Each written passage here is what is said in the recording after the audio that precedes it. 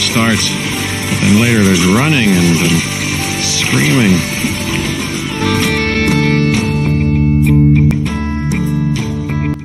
G'day everyone, Matt over here. Sorry, is that me? That's me. The Brickheadz here.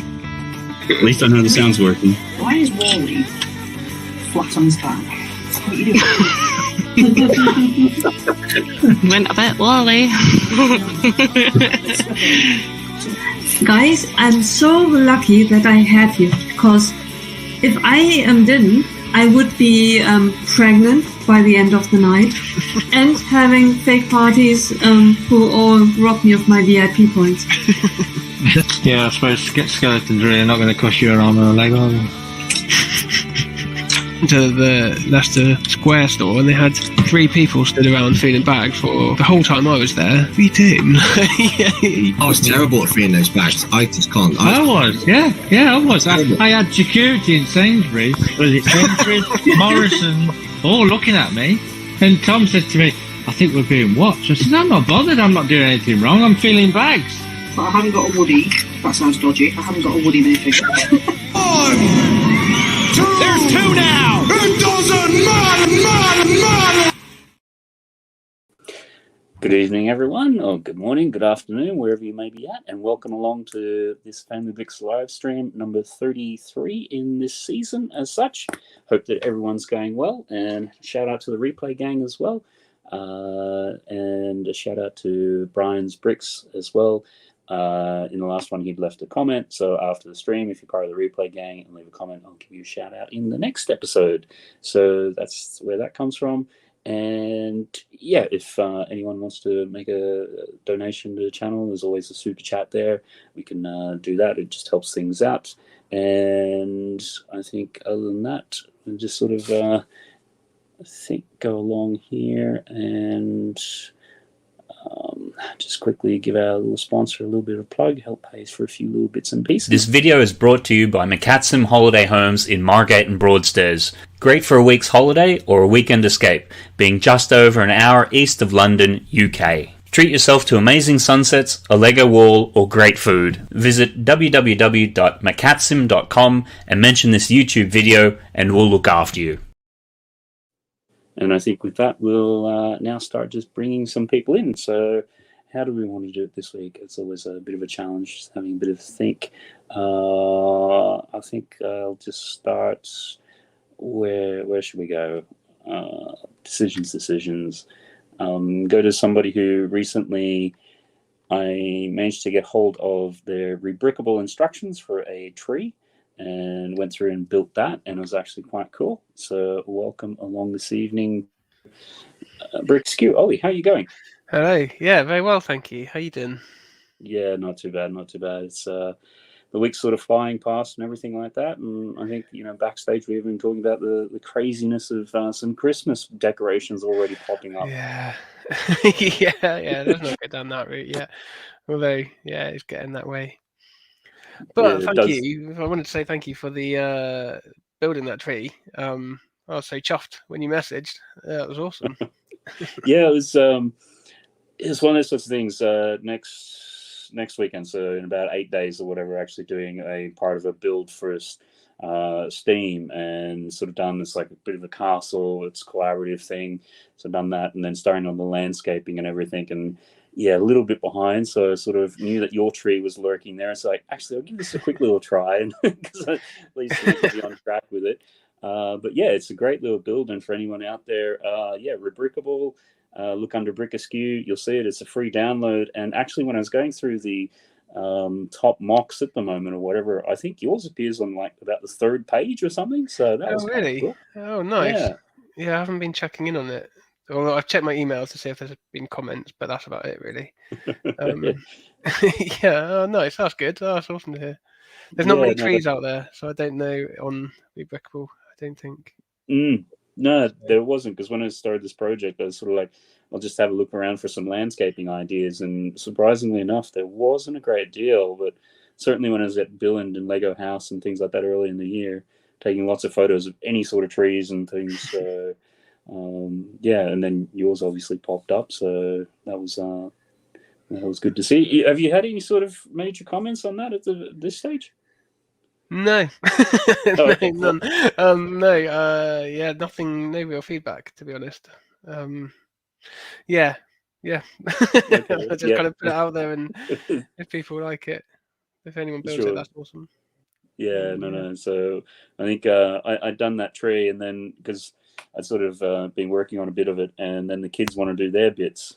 So once I did the tree, like, oh, how do we get to build a tree? And it's like, oh, another bricklink order. Well, you got to build tea. So it'll be there. So cool, excellent. All right then. So no, it's great to see, and good to have you in, and it seems a little bit more settled and not taking sets apart and things like that. You'll probably get a year down the track and still be saying that. I'll be hopefully this weekend. To be fair, my background probably won't change much, but I'm planning to move my room around quite a lot so I can actually start doing mocks and things. Oh, cool. Yeah. We'll certainly look forward to that. And speaking of, I thought that was a nice little segue to a slightly different angle and things like that from what we're used to seeing. And having a bit of a chat earlier, usually sort of like turn the lights on tonight. But I think it's because of the way that their setup was working.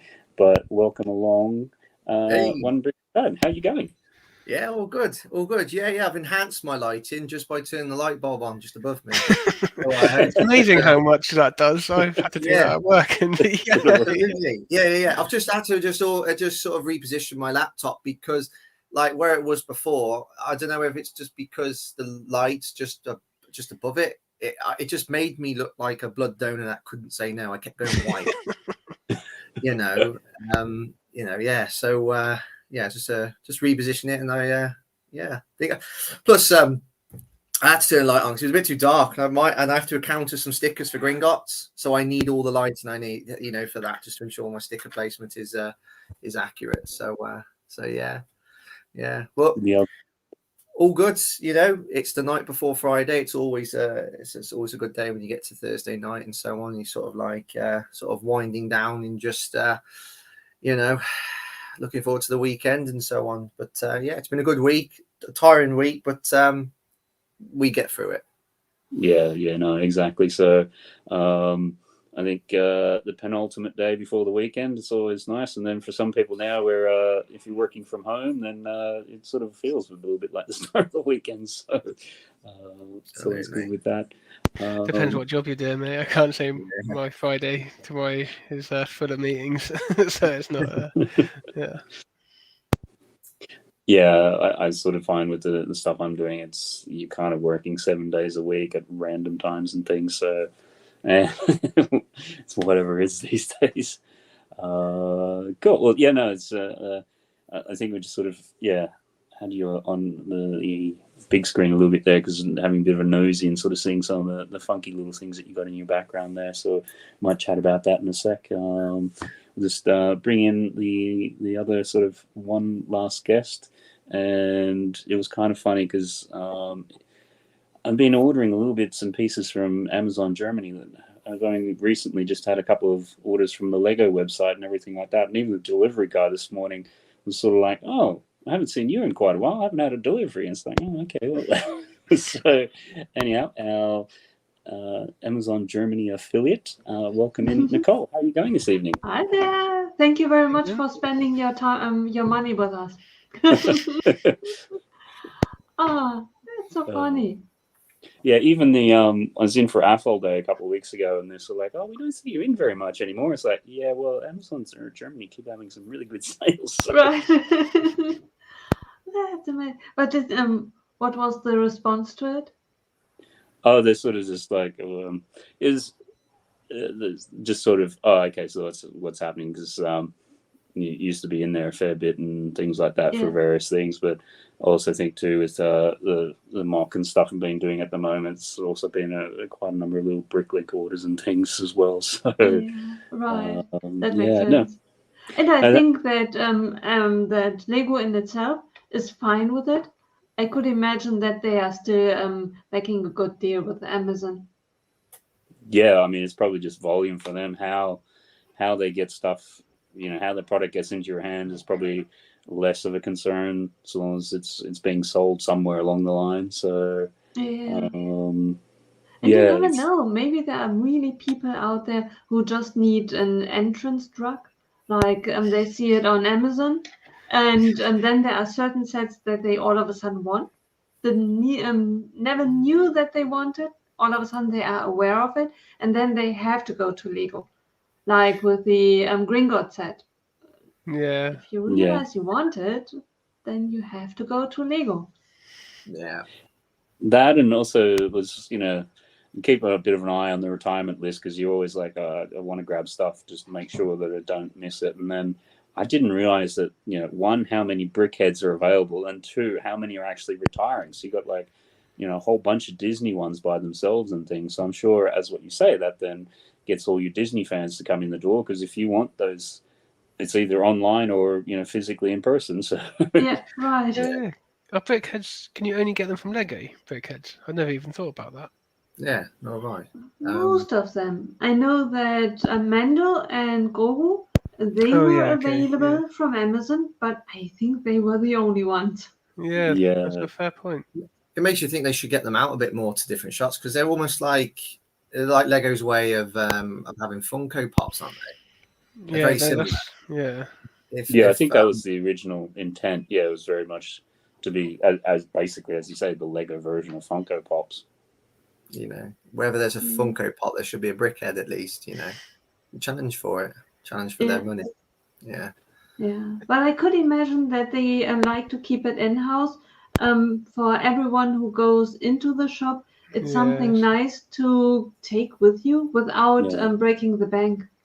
Yeah. Yeah, it's probably quite easy to take for parents to take their kids in and be like, okay, we'll get you this because it's a tenner. And they can also do a lot of the different licenses, because the one which I didn't even realize they sort of so much existed was some of the Minecraft ones.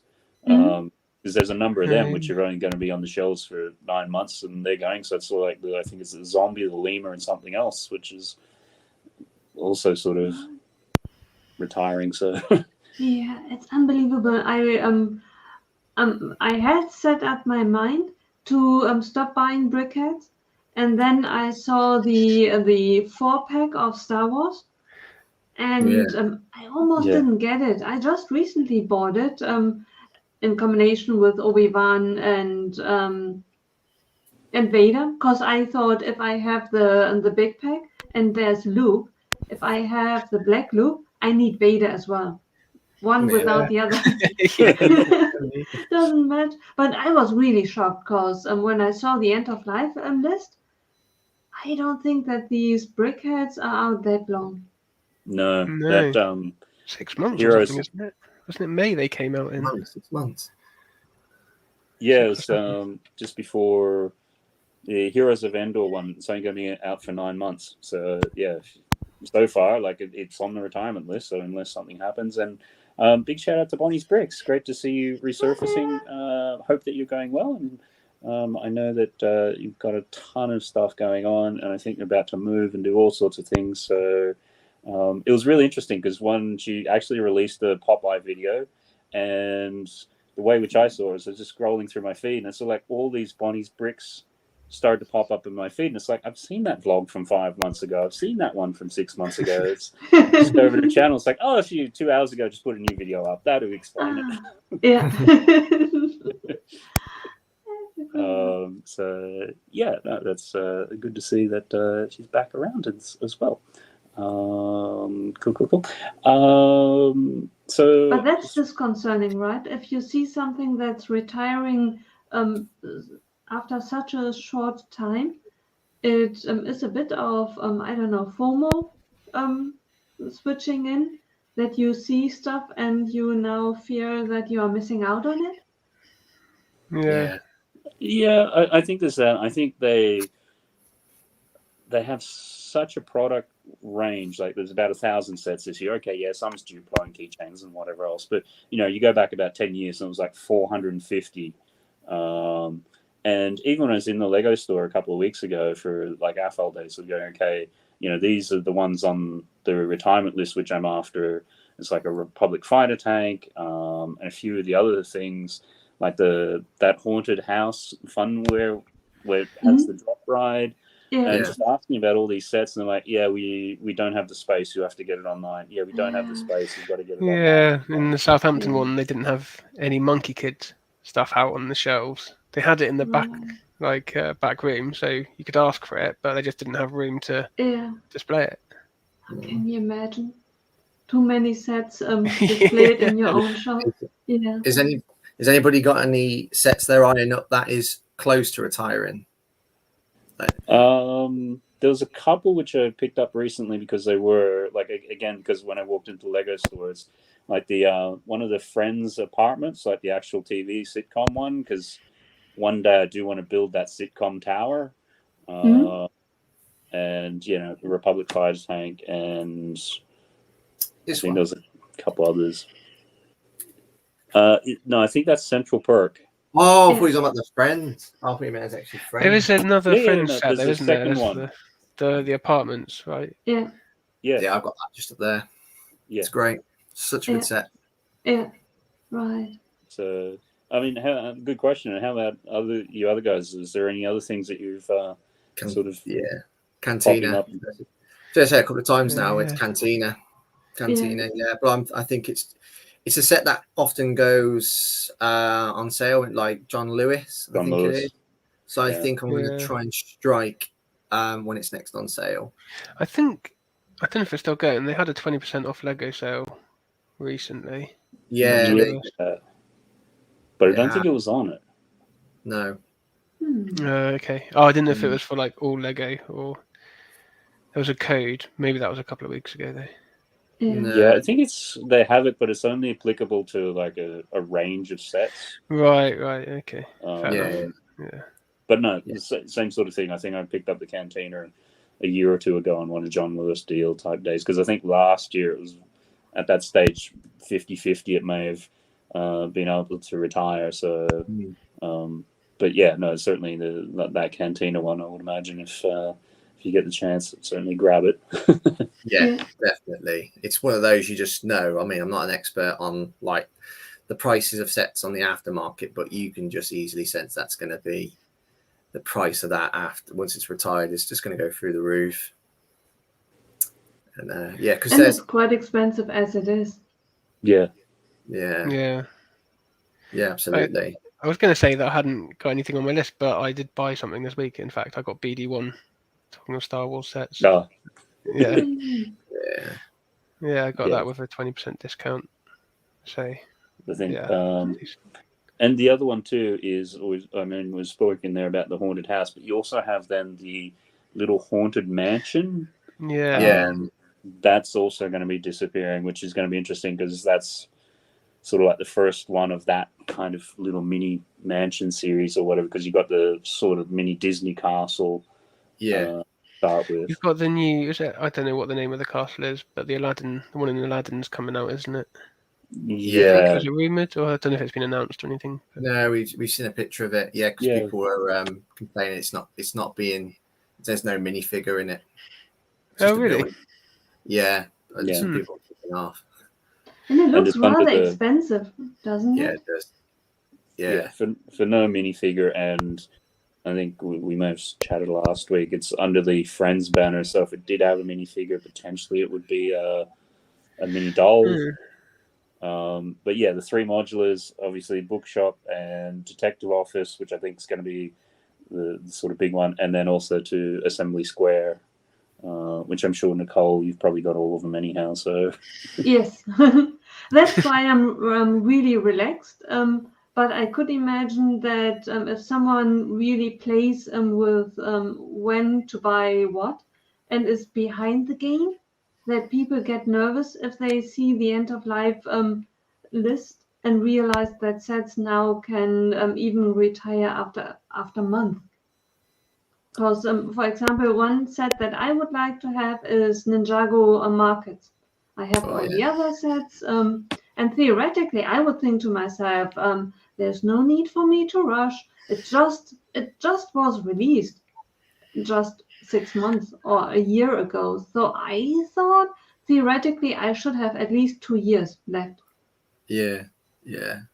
I think for the bigger ones it seems. Well, I don't know. I was going to say for big ones, it seems like you might have longer, but I have no idea what their plans are.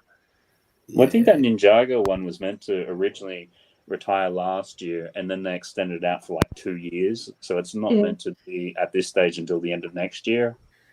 So are they going to have 3 out and then 2 retire? But potentially, yeah. So City Gardens was meant to retire last year. Yeah. But then it's been extended for another 2. Then you've had what's the other one that's being released? Is it Markets? And I think there's discussion that there's another one coming potentially next year. Mm-hmm. Yeah, is it next year or the year after? Yeah. But I'm really glad that in general I buy sets almost right away. So I'm always up to date and never have to catch up again. And you still get them cheaper than everyone here because Amazon's discount. What they might do is then with Ninjago, so like next year it retires and then you'll have Markets still available to purchase. Then we'll get, well, if rumors are correct, the apartments. So there's always going to be potentially 2 on the shelves because like you'd like to think that Lego will have at least more than one of those sets out so you can expand it. Do you reckon that's the reason why they've kept City Gardens going? So, you know, people can, when they buy the Markets, they can expand on it. Yeah, it's makes sense, doesn't it? And I imagine that's a similar thing to what they've done with the modulars. All retire at the same time. Our resident Ninjago expert, of course, we start talking pops out. City and Docks retired at the same time, so the patent may hold. I'm just trying to think when they did the Docks. No, they didn't have Markets out at that time, did they? No, they didn't. Because I think when Markets came out, it's then when it's like, oh, wait a minute, this might actually be a line, and people had missed out on the previous 2, and that's when I think the prices really shot up. It's like, okay, now this is a series, can't get the other ones. Because, both of those were 2 sets, and the kids were into Ninjago and the Ninjago movie and everything like that, and looked at it at the time, and even at that time, you're like, 300, that's a lot of money to try to justify something. But they are amazing. It's really, they are big, and the building experience. I have not seen a single Ninjago episode. It's really a miracle that I bought the set, but for some reason or the other, I went into the Lego store, saw the set, and dragged it home, and I'm so glad I did. Yeah, I came very close to committing to getting the Gardens set this year. Then Rivendell got announced, and then I bought a house. I can remember that when I bought the city set and the Ninjago City, that I stood in the Lego store and thought to myself, it looks beautiful, I want it, but do you have a bag big enough for it? You didn't get one of those like special massive like UCS bags? It worked out. It's just that back in the day I still lived in Cologne, so I walked to the Lego store, which was just 10 minutes, but it was a big bag, and I had to carry it with these. I'm not really sure if they still have these the things that the handles which cuts in. At least like back then, they cut paper into ones you get now. On the like the bigger bags, which have got really thin paper handles. Yeah, right. Yeah, that's why I say, because on AFOL Day recently, I specifically said no to one of those bags and took a different one and just folded the box over so I could carry it, because I made that mistake before, and those bags will really hurt. Right. TJ, they're saying not a lot of people bought Docks and then regretted it when Gardens came out. Yeah, because I think around the same time, I'm just trying to remember if it was the same year, it was the Disney Train had come out, and I remember that was due to retire as well. That's my biggest regret, and that leads because my wife also loves Lego Disney, and I regret not getting that. I still remember the logic and things at the time. It's sort of like, if you got a train and a castle, which one are you going to get? The castle. So everyone kept on getting the castle, Yeah. And yeah, it was one of those ones which people knew about it, but if you had that sort of money, you're generally doing it on the castle, and then the train went away, and then now, good luck getting that for a good price. That's a crazy one. It was £300, wasn't it? Yeah, because it was same sort of price. Wow. So how much is it now then? If it's 300, for like then 350 to 400, I've seen it. I think 350. I don't think it's too bad. If it's a set you really want, it's retired. I think 350 is not too bad. No. But like 400 plus, no. Yeah, I thought it was touching more, much higher. I thought it was, they'd have to look on eBay or whatever, but I thought it was closer to 400 or 500. But maybe that's dollars rather than pounds. But yeah, no, it's you're going to be paying well over retail these days. So. Yeah. And KO currently making a plan on which set of my backlog to build after I finish the Lego room. Oh, cool. Oh, nice. Didn't know you were doing your Lego room, KO. Yeah, didn't. I have to see KO if you're up for it maybe in a couple of weeks and come on and have a bit of a chat about that. Because I think the last time I caught one of your streams, you're building like a crypt or something digital. So, and TJ saying hi, and Bonnie saying hi to Omega Man. Good to see you in Omega Man. And everyone's saying hi there, so that's cool. The other one which is sort of looking at and being hard to sort of justify, the UCS Republic gunship, because that's going to retire too. Yeah. And so I think the challenge with that has always been space, but then it's sort of like looking at the ceiling. It's like I got some fishing line and. Yeah. I mean, it is massive, isn't it? I saw it built about a month ago. It's huge. Yeah. And it's got like the wingspan to it as well, hasn't it? The wingspan in this, and because of the shape of it, like, also too with the wings sort of coming down, it's, it's not like they go horizontal and you can kind of tuck things under it and whatever else. It's right. Don't the new gunship tempt you? Is that a worthy replacement? The red one. It's going to be one of the sorts of things, because it's play scale, the kids are into that in the Clone Wars. We'll get that, when that comes up for a good price, and that it's, I've always sort of had the eye on that larger style gunship, and then, I mean, unfortunately, as we've sort of been saying, is it a bit of FOMO? It's sort of like, am I going to regret this? And it's like, because you can sort of see just in the back there, the UCS X-Wing, and that's the only thing which is sort of preventing me a little bit, because it was a good build, but I was kind of disappointed with it beyond the glass being scratched. It's like, really? Okay. Because the wings don't sort of lock properly, and they got rubber bands, which is just going to deteriorate over time. And so, it's always Did you request for a replacement? I've got a list which I've just got to get some time to ring them up, and because there's about 6 or 7 different ones. I know this is one of those things. The last couple of times I've called Lego, you've been on hold for like half an hour just to get in to talk to somebody, and it's like, to spend an hour just to get a few bits of plastic, it's like, well, we need to have them all together. Yeah. When you call them, do you get VIP points? Because I never got free VIP points at all.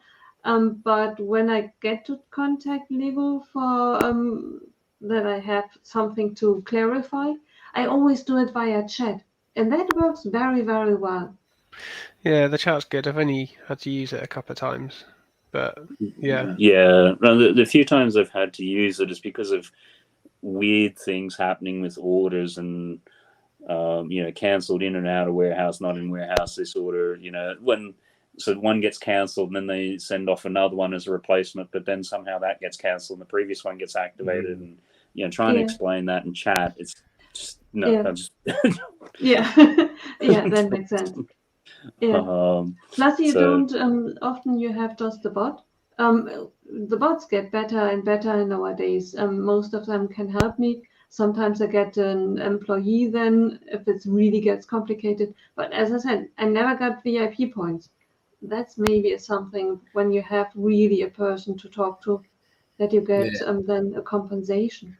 I I've had recent success from them, and so obviously I had issues with my gifts with purchase, how they just delivered the gifts with purchase to a different house, and obviously got concerned that I was never going to get it, and then then they gave me that poly bag that came with Gringotts, but because at the time the gifts with purchase you couldn't get online, so I think what they've done is when they give me 3,200 points, they that's the equivalent of what the Gringotts vaults is worth. So I think it was worth like £20. Obviously, it's not buy it for £20, but and then and when I got Gringotts, when I opened it, there was quite a substantial dent on the actual box, and I phoned them about that as well, and they asked me to take a picture of it as proof, so I did, and they just gave me an extra 400 points. So I got 3,600 points. Yeah, 250 is 800 points is a fiver. Yeah, isn't it in the UK? Yeah, yeah. Better than nothing, I guess, isn't it? It's only a box. Absolutely. yeah, exactly. I think it's because they give 400 because obviously how expensive the set was, and they know we sometimes appreciate the box art. We appreciate our boxes and so on. So I was like, I wasn't even asking for the points. I just said about this, and they just gave me it really. But so they are usually very good and so on, and to speak to. What would you have done if they had asked, "Oh, we are so sorry, send it back. We are sending you another box." Yeah, they did offer me that. They did say I could send my Gringotts back. Yeah. And then they sent me another one. Well, I'm itching to build it, so I'm like, no, it's not. I'm not going to lose sleep over it. The mark on the box, but they just said, "Oh, is it? You can either swap it, or you can just keep the one you've got, and then we'll just send you 400 extra points." And That's so interesting. Sending it back. I wonder if they are if they have a certain training, because if I had sat on the line and you would have called me and told me the box has a dent, and I would have told you, okay, then let's swap it, and you would have told me I don't want to swap it, then I would have told you, why are you calling? You don't want to, you want to keep the box.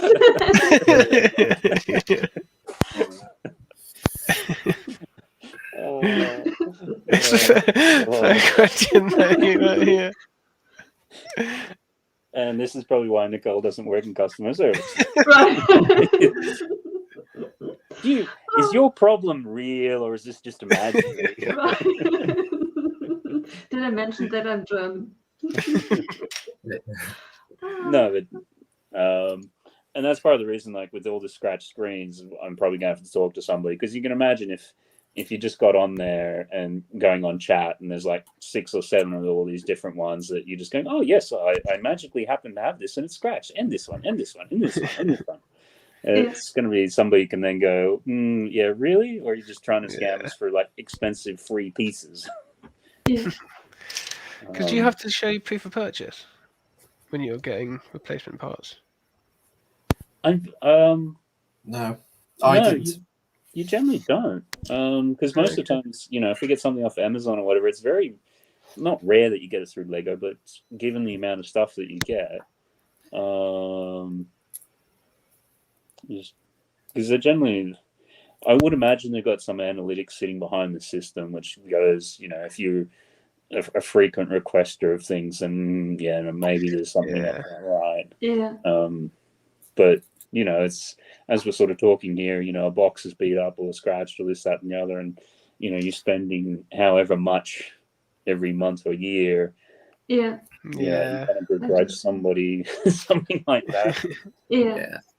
And maybe they see statistics that like with the X-Wing, okay, every second customer calls us, so there must be a merit, or otherwise all of our customers came together and decided as a community we are calling them. Yeah, I mean, it'd be interesting to sort of see those things. There's I think in our London AFOLs group, obviously one of the things happening at the moment is that you've got the Scareback and the general fan media are at Bill and House at the moment, and they showed some slides of the time that it takes at the moment to get like pieces from, you know, when you order individual ones, Yeah. and you look at that and it's sort of like, those time frames don't equate to what I've experienced. It's like, Oh, really? Yeah, those 7-week waits or whatever to get the non-standard or whatever that is. You got bestseller and standard, haven't you? And it's 7 weeks for the standard. Yeah, It's just they're forget what you've even ordered by the time it arrives. by the time it arrives. They're saying that is 40 days or less, and it's like, maybe 40 business days. Yeah, I bet it is that. I wonder why that really is, and whether they are so far behind that they are theoretically really quick in fulfilling the orders. It's just that they have a backlog so long that it takes the time to really catch up, or whether it's production, that the pieces that you are ordering do not exist and they just need to play catch up with the it could be a bit of both. I think because they hand pick them all as well. Yeah, I mean, that's going to add time. That's what they say. It's the hand picking, which I think even Nicole on a couple streams ago, you're sort of like, seriously, guys, get a factory machine, robot, whatever. Like, So it's a big company. If a Bricklink store, a small one, picks their pieces by hand, is one thing, because it's not your day job and you only have one wall of pieces, so you can run back and forth quite easily. But with Lego, I imagine there are huge areas of bricks that they store. So it's. I mean, you occasionally see whether it's either Beyond the Brick or sometimes a special where they'll go through and talk about Lego designers and things like that. And sometimes you'll see they have that big long corridor where it's got like all the different pieces in the bins and things. It's sort of like what you see on the Lego Masters when they've got brick pits or like that, only like 5 or 6 times the size of it. So you could just imagine, even just if you had to deal with that and going up and back and forth, and from the kids' Bricklink store, you know, to you know, pick an order and things like that at times, if you're not doing that in an efficient way, that's going to be expensive just in manpower and things. So, you know, I can kind of understand it. And I think TJ, this is the other thing, you know, obviously with Lego doing the 20 points per your instructions and things like that, you know, they're paying for data. Obviously, they're not going to be doing that for no reason. So it does make you wonder if, in the future you do get to a point where it's sort of like, well, you didn't scan the instructions, so until you do that, we're not going to send you replacement parts for that set, or, you know, that would be the very cynical view, but it does make you wonder what they want all that data for that they're paying for. But you can still, like, I don't know, you could buy a set. Let's say, for example, so like the Hogwarts Express set from last that I've got. There was an issue with one of the stickers, so I requested a new sticker sheet. You could just be somebody like, let's say, for example, Gringotts, right? Because stickers are so good, you could just ask them for all the sticker sheets, and they would just send them you like they did with the Hogwarts Express. So they just sent me all of them, all 4 sheets, and it was so straightforward. It took 1 minute to make the request. And then the day after, they said they're going to send me the sticker sheets. And I was thinking, well, you can just do that with Gringotts. And, you know, you could just say, look, sticker sheet number 2 is damaged, you know, with all the nice window stickers. And then they'll just send you one. I could imagine that it's no problem from Lego perspective, because in my imagination, the postage will probably be multiple times the cost of the production of the sticker sheet. So probably talking to you on the phone will cost more Lego than sending you the sticker and what the cost of the sticker is. There'd be an element of that for sure. I wonder though if they do get to the point with the whole instruction tracking. It is a bit Big Brother. If they were to be like, you need to scan in your instruction manual. I suppose they couldn't really force people to, because then you've got to force people to download an app, haven't you?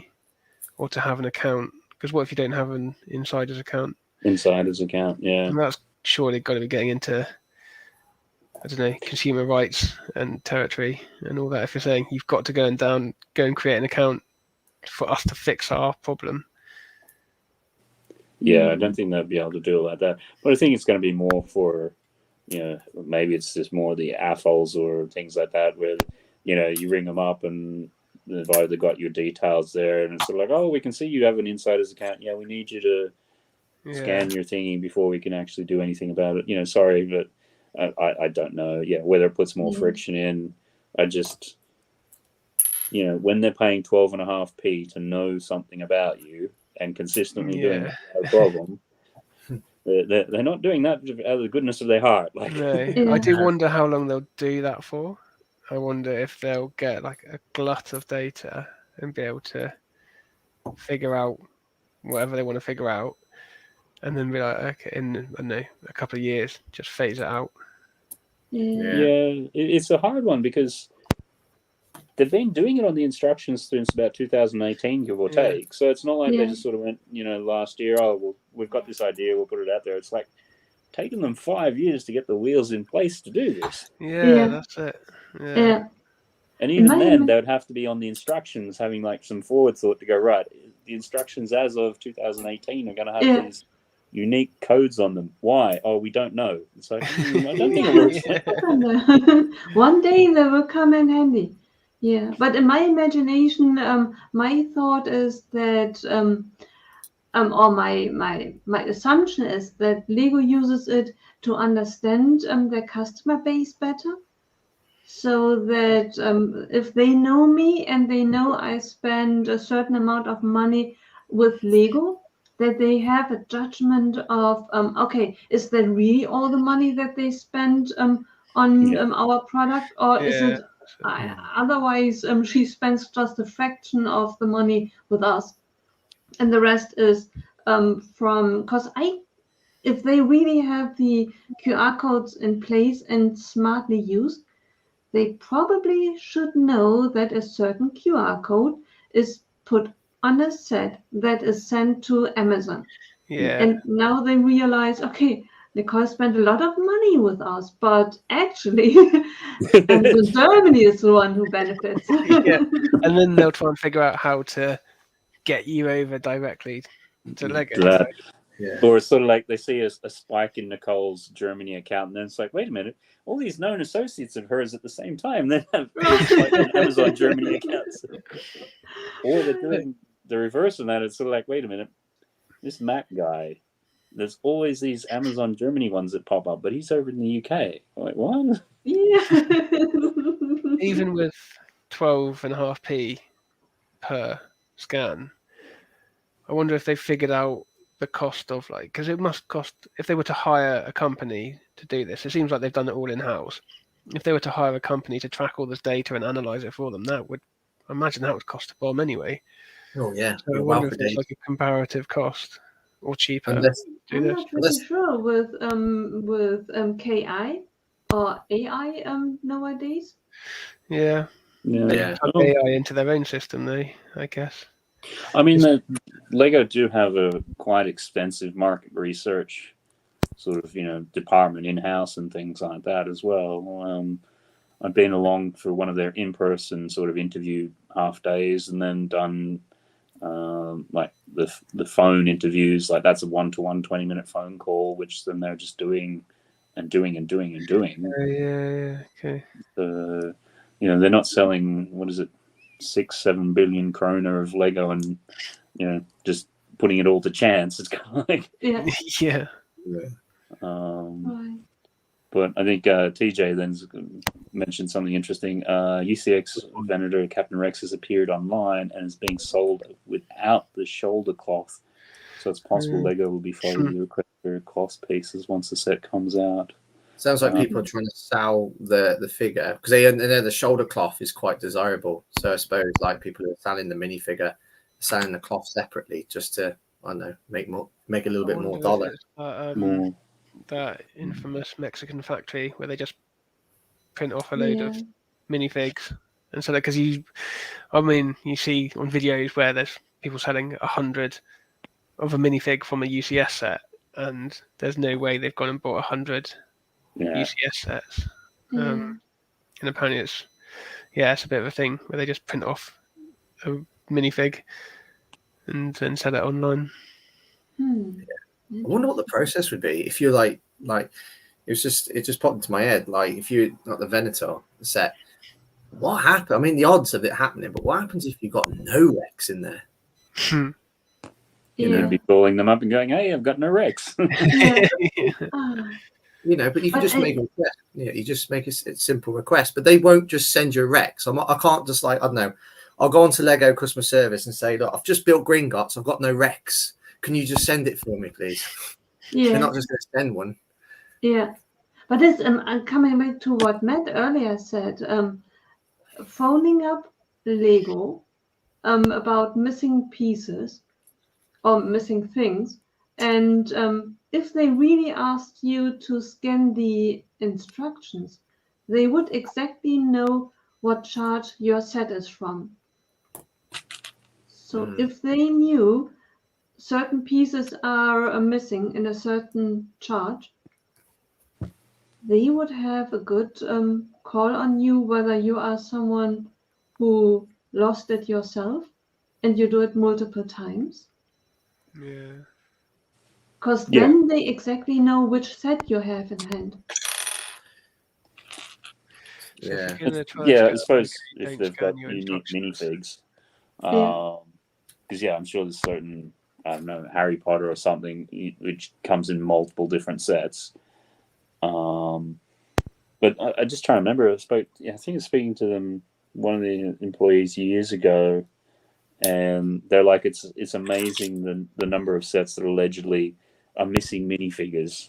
And they're sort of like, we do get a disproportionate number of calls. Apparently, these sets are missing minifigs, which is really interesting when they're split across different bags and things. Yeah, I was going to say, because there'd be different production lines print, like making the legs or making the torso, and then they'll be pulled in from different parts of the production line, I would have thought, right? So it's not like they're just made complete and then popped in the bag. They're coming from different parts of the line.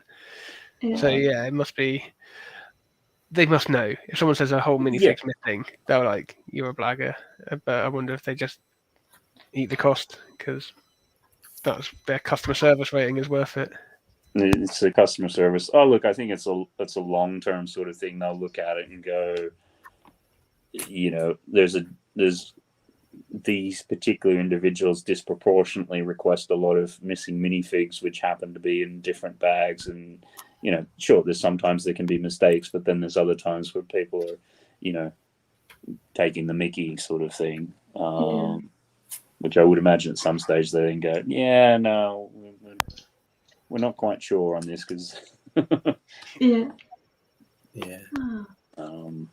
I wonder how Lego would react if you called in regard to a set that is rather old, and like the 1989 Batmobile. If you really would build it today, but it's retired for many, many years, and then you would tell the windshield is scratched, whether they would question it like, oh yeah, you are building it the 5th time and now it's scratched.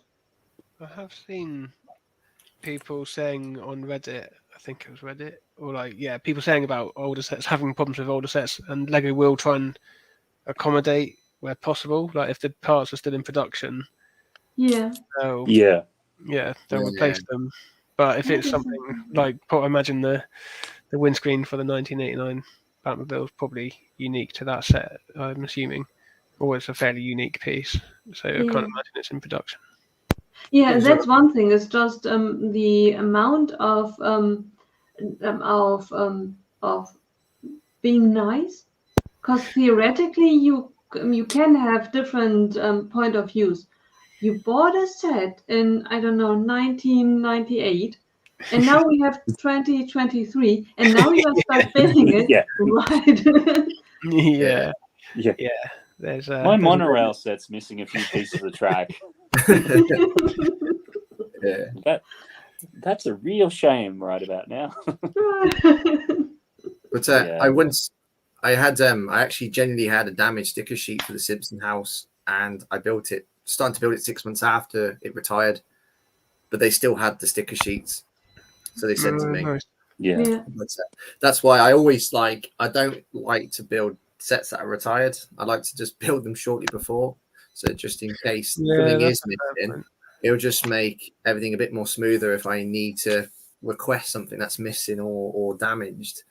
Yeah. Sounds like they might keep a little backlog of like sticker sheets then. So if they gave you a new sheet after 6 months, 6 months after it retired, they must just have a little stock of them they can pull out until they run out. I suppose.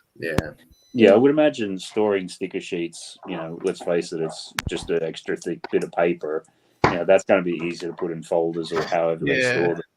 But, storing windscreen parts like a Batmobile, which is only in that specifically for that one, it's like it'll have a certain number that they make, a certain number of extras, and once that's gone, I would imagine it's kind of gone now. Right. But just to sort of maybe segueing a little bit there, if you are doing a build and there's a missing piece, or the Gringotts sticker is a little bit more extreme, but just in general, if you find that you're missing a piece or something is horribly scratched or whatever else, how does that impact upon your build? Do you just sort of go, or your build experience? Obviously it can be a bit annoying, but it's sort of like, these guys really can't get it together, or it's sort of like, I'll just put that off to one side and just move you on and whatever. Just kind of curious. Does it really irk you, or is it just something you come to accept? It does, yeah, because it's because Lego's not just a build, it's the experience. If there's something missing or damaged or something, and I need to make a request, I'm onto them straight away. Yeah. Chris, you don't have loose pieces, right? No, but if I've got a piece missing, then I think that's the difference, because I have quite a lot. For my for a normal Lego user, I have quite a big amount of loose bricks and pieces. And the things that were missing in my sets, that were a 1x2 plate or something like that. And it takes me a second, maybe two, to stand up, walk over, grab it, and use it. I would never use, as fast as the Lego chat is, I would never even bother to chat with anyone, because it's never a piece that it's so rare that I don't have it at the tip of my fingers. Oh yeah, if it's a piece you've already got, So if it's like, if you've already got the piece and it's not really that valuable, if it's something like, if it's a valuable piece, then I would be onto them. So I had a piece missing from the Hungarian Horntail. Mm-hmm. So a piece, like a round piece, like a cog, and it makes the wings move. That must be quite like one of them. Well, I didn't phone customer service for that. I just went, straight to missing bricks and pieces, or whatever it's called, and then just made a request. I don't think I've only ever had, I think it was like a missing 1x2 black plate or something, and it's like, I've got hundreds of them, so that's fine. But I've always wondered, like, what would I do if it was a key piece that I don't have? It's like, do I have to stop the entire build? I guess at that point, I guess you can figure out if it's, because some bricks you can just kind of skip out in the build, and you're not going to especially if you do not really have the loose pieces. Because I have a friend of mine, she builds sets, but does not mock, and therefore she does not have loose bricks and pieces. She has a bit of course, she but not really. And in one of, I think, assembly square she built, and there was one of the big 6x12, the big plates missing. Yeah. Oh wow. Yeah. Okay. Yeah. She had two options: either open one of the other sets in order to steal it, which does not really help because the other set wants to be built sooner or later as well, or phone and wait. Yeah. And then it's annoying. I wonder if I'm guessing they wouldn't have anything at like a Lego shop, any spare bits like that. It'd be quite nice if you were local to a Lego shop, to be able to turn up and say, like, oh, this was missing this piece, and they just had a little stock of them. that's obviously quite a massive ask because that's going to take up a chunk of their storeroom. Yeah, and it's always interesting because when you go through and like build a mock or something like that, or maybe something off a brickable, sometimes depending if you've got time, I'll sit down and go, right, what are the actual pieces which I have, and what do I actually need to order? And even with having a fairly substantial parts collection, the number of times you go, it's like, yeah, I've got those, and then you look at it, it's like, yeah, I got those pieces, but not in the right color. Yeah. Yeah. And it's sort of like, it'll be one of those sorts of things that's got, a black, a gray, a light bluish or gray or something, but you need like an orange or like, just, Yeah. I was going to say about wedge plates, and 2 days happened to say about wedge plates. So, yeah, that one stuck in my head. I did a mirror build of the boutique hotel, and there's one piece that you can't use from the set, and they just haven't created it. I think it's like a 2x3 wedge right facing plate or something, and you need it the left way, and then it just doesn't exist, so I had to swap it out for like a grey bit or something. But it's right at the front, and like I see it every time. I mean that would be interesting if you did have a missing piece and you happened to go into a Lego store and it happened to be on the pick-a-brick wall. Yeah. Doing that, so like, I'm actually missing a piece out of this set. I'm physically in a store here. Can I get them? What, actually, having said that, so it was fairly recently when I was in the store. I think it was not the last A4 day, but the one before. There was a guy who came in looking for a specific piece, and it wasn't on the wall. And like the manager happened to ask him, like, "Oh, have you found what you're looking for?" And he's like, "Oh no, I'm looking for this one piece in particular." He was kind of grumpy about it. It was a bit weird. But one of the employees ended up was like, "Oh, you know what? I happen to have just been building this set, and I didn't use this, or like I think it had used it, but he ended up just taking a piece off of a set and display and giving it to him." So you might be able to blag it every now and then if you're lucky. But what's TJ sort of said here? I had a broken piece not too long ago. It was a wedge plate. Fortunately, it could still be used and built until I had received a replacement. Yeah. I would imagine from experience, if you're building a larger scale Technic set and you don't have a gear or a cog, you're generally not going on. So, but I mean, the number of times, I don't know if you've done it, you get to a step and it's like, oh, a piece is missing. Oh, damn, Lego, terrible quality. Can't get anything right, blah, blah, blah, blah. Finish building a set, lift up the instructions. Oh, there's that piece. Yeah. Or in the corner of the bag. It was when I first started getting back into Lego like that. I learned that fairly quickly. Like, make sure to empty your bags out properly. Because there's so many times to the point where I think Lego like check a standard like, have you looked in the corner? Right. It's like the Lego equivalent of an IT call center. Have you recessed? Have you turned it off, pressed reset, logged out of everything, like turned it all back on? Yeah. Have you looked in your bags? Have you looked in the box? Have you looked under the instructions? Right. Did you look on the floor? Right. Oh, your name's Carrie. Yes, no, it's on the floor. Sure about it. No. But wasn't there? I think it was with the jazz club that in one bag certain pieces are missing, and they are actually in the set. It's just that the pieces ended up in the next bag. Yeah, I think it was the instructions. Yeah, they were they're in the next bag, basically. I don't know if the instructions were wrong or the pieces, but the instructions told you to use these bits. And because I had that, and I was like, I didn't really know what to do. And I was like, well, I guess I'll just open the next bag and see what happens. And then they were there. So right. Yeah, right. I did the same, and I wondered how many people do not have either the patience or the confidence or the experience to do that, and rather call before starting a new bag and then ending up missing the pieces and ending up with an open bag. And you'd be even more annoyed if you did actually have the pieces all along, and it was as simple as just opening the next bag. half an hour on waiting for customer services. Well, that was like the first time she built the Castle in the Forest, which was like the first Bricklink designer program one.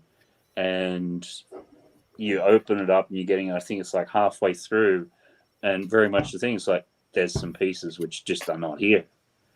And I'm sort of like scratching my head or whatever. And again, parts collection went down and rated that. So then moved on. Next bag, they're in the next bag. And then you get about 3/4 of the way through, and you've got a whole bunch of leftover pieces, which are completely not in the set. Like there's like this white little chain type thing, and like there's like 4 or 5 of them, and you're just like flicking back through. It's really valuable. What is going on? And yeah, Hogwarts Express, you had loads of leftover wheels which you didn't use. And it makes you think, have I forgotten something? And you just like you spend like 30 minutes looking through the manual. It's like, where's it go? Then you end up like messaging people. Oh, I've got this, But no, you get some leftover pieces that are just like not needed. Not theirs. Yeah, not even. Yeah, and much the same because it was like this. This was the first Bricklink design, or the first one that actually happened. You're just like scratching your head, and then I'd sort of done a video on it, and very shortly thereafter, the Brick Pods had also done a video and said much the same thing. And you're like, oh, okay, so this is kind of a thing. You just got a whole bunch of random pieces which are not used anywhere in this set, don't belong in here. Right. I saw a couple of reviews that said similar things about the instructions not being right, the bricks, being a bit confusing. Yeah, and then the usual sort of thing, because they're digital, the colors on them also too were like really weird and wrong in places, and you could tell it's a combination of they're mocks by people which generally have different stability issues, and then the instructions weren't 100% bulletproof, which you just sort of go, okay, because it's Lego, you kind of expect it, and it's like, oh, actually, no, it's not. Yeah. I'm looking forward to making my first, building my first Bricklink set. I've got the construction set. In fact, you can see the box just there. That's the box for it. Oh, yeah. Still tucked away in its delivery box, keeping it nice and safe. But I don't know. I think I'm going to have it next to the Daily Bugle, but now I've got to figure out the display space for it. Shelving, and then if it comes down to I've got to sort my whole room out, so at some point I'll make that to get it to work. I think we haven't quite done this yet, but we'll go through and just sort of see what everyone's sort of working on. So Ollie, do you want to sort of kick us off? What are you sort of building, looking at? Talking of BD1. BD1, nice. Yeah, what set that is. I like that. Yeah, it looks really cool. I've wanted it for ages, and I got it on my sister-in-law works in Asda and gets 20% discount. Nice. So got it from there. Oh, nice. Yeah. So it's just started it today. I've also built the insects. In fact, I have one here. Sorry, I should have. Oh, yeah, no. Let's have a look at those. And then you can see the other two. Just I'll scooch my camera up. Yeah. Yeah, I love them. They're really awesome. Like you're into your trees and foliage and that, Matt. Like the little builds are really cool. And they're quite different. They're kind of like a botanical set, and then you've got the insects and it's got really interesting techniques and cool parts. Like they've got the little where's the camera? They've got the little sand green pistols. I don't know if this is going to focus on. Yeah, to see it there. That's cool. Nice. Yeah, this is really cool. And this one's I like that they're kind of separate. I'm going to have this one probably sat on my desk for a bit and figure out where to put the other two. Lego's done a good job there, because when we first saw the ideas, the insects, I think it was like a lot of people were on the fence, but then Lego just take it to another level. It's a very, very good set. Yeah, I was very much on the fence, like you say. I was like, it's kind of a cool idea, but I'm not sold. But yeah, since they've been Lego-ified, I really like it. Yeah, I was much the same as what you've said. You saw the original idea submission, went, yeah, it's cool for what it is, not for me. And then when they brought it out with that, you're actually like, actually, no, this goes into the realm of this might take money from me. And it's And hard. then Yeah. I hadn't really thought about it until you then said it. Then Ollie gets like, oh, and it's got a nice little tree build. It's like, oh, that could be more. Then when you're looking at it, it's like, that's probably more interesting than the insect to me. Yeah, because it starts, each build starts with the nature bit. Well, it's all nature, I guess, but like the tree or the branch or whatever. So you learn that technique, and then sets up really nicely for the animals themselves or the insects themselves. Yeah. But I wonder if that idea set, just in its like, if it was by itself and got through, I wonder if I would have preferred it or not. Because when it was like bunched in with however many other ideas getting through at the same time, I wonder if I preferred others and say this was like one of my lesser favourites of the lot. Because I was only thinking because I really like, I could never remember Hachiroku, the designer's stuff. Like, he's an awesome YouTuber. So yeah, I was a bit like, I don't know. I want to like all of his stuff. So to not like his stuff sounded almost disrespectful in my head. But either way, it's an awesome set. Yeah, really enjoyed it. Yeah, no, certainly. As I said, the tree might be the most interesting bit to me.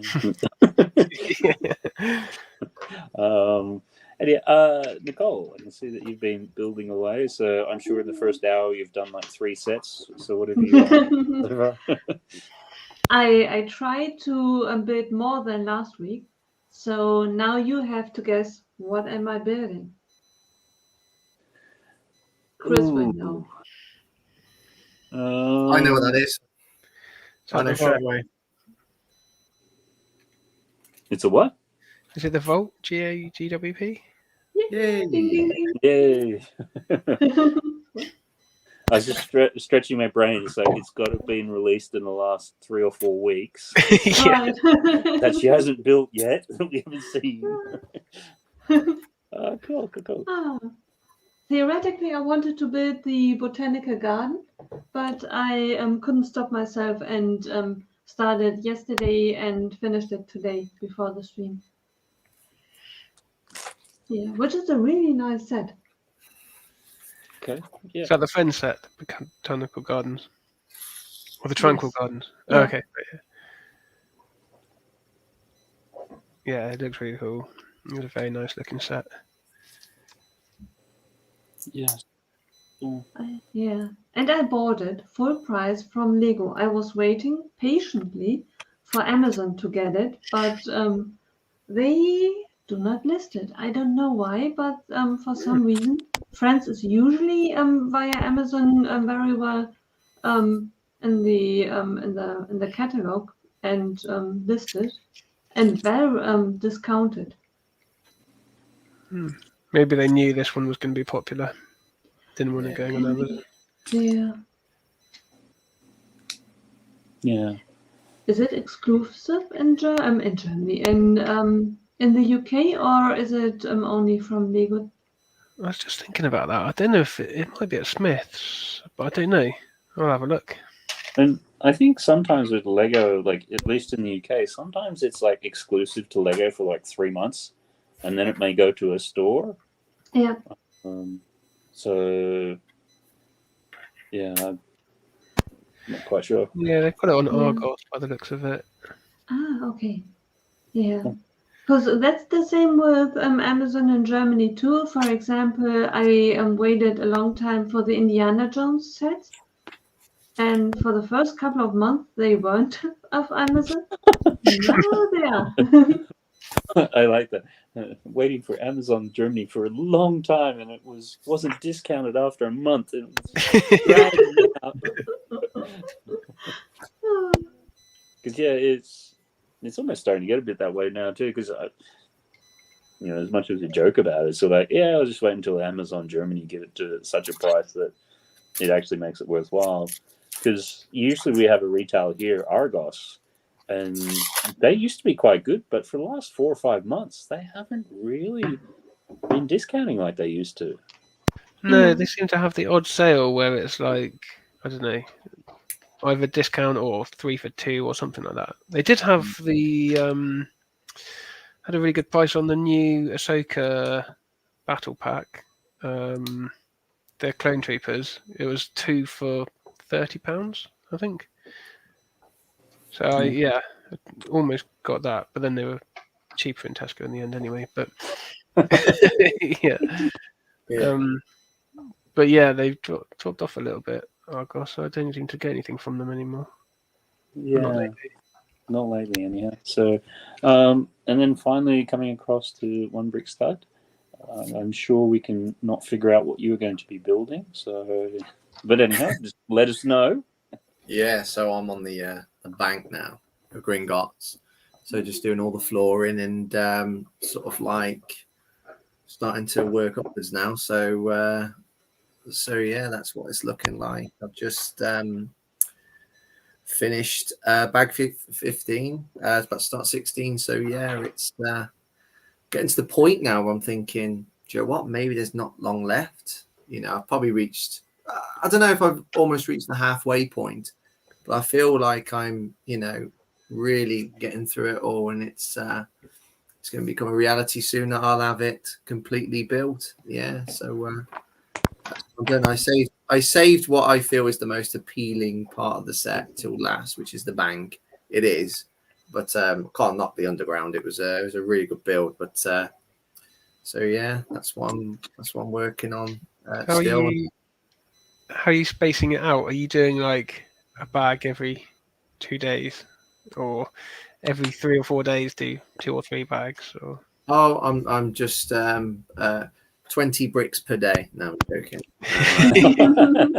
A bag or 2, but I'm not really. I'm just like the other day, I said I might just build a couple of bags, but then when you get into the swing of things and you're enjoying it, you just open another bag and then another bag and another bag. So I was going to just build a couple of bags the other day, and I ended up opening 6. Yeah, I would like to finish maybe at the end of this. I might even be tempted to finish the end of this week. I don't know, but I've got some time this weekend, so like my university work is it's going to come to a standstill for a week or 2 while my research gets ethical clearance. But gives me a bit of time just to just spend a bit more time building Lego. So I might finish this weekend, but I'm not too sure yet. But yeah, yeah, you're getting to the point now where it's like I just want to get it done. Yeah. You see me on Christmas Eve, just putting the dragon on top. There you go. Yeah. No, I'm only you'll be putting on some little white tiles. It's like it's now Christmas time at Gringotts.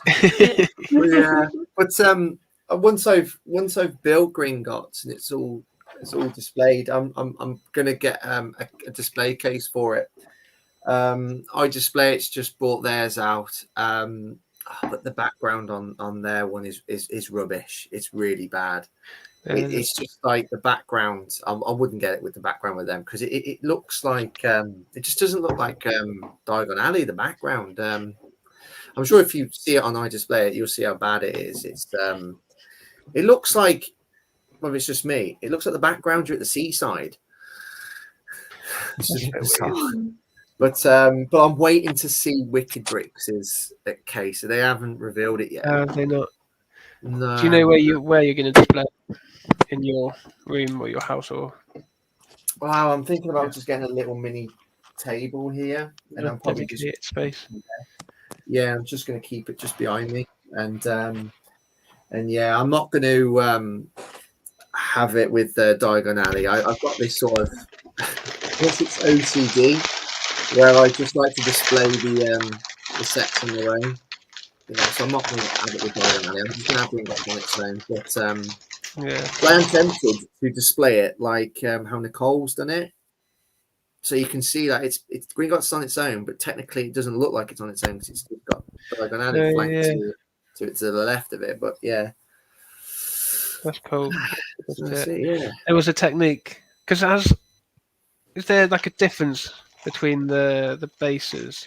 Right, is it Diagonally's got normal base plates and no, sorry, it's got normal plates underneath, and Gringotts has got base plate.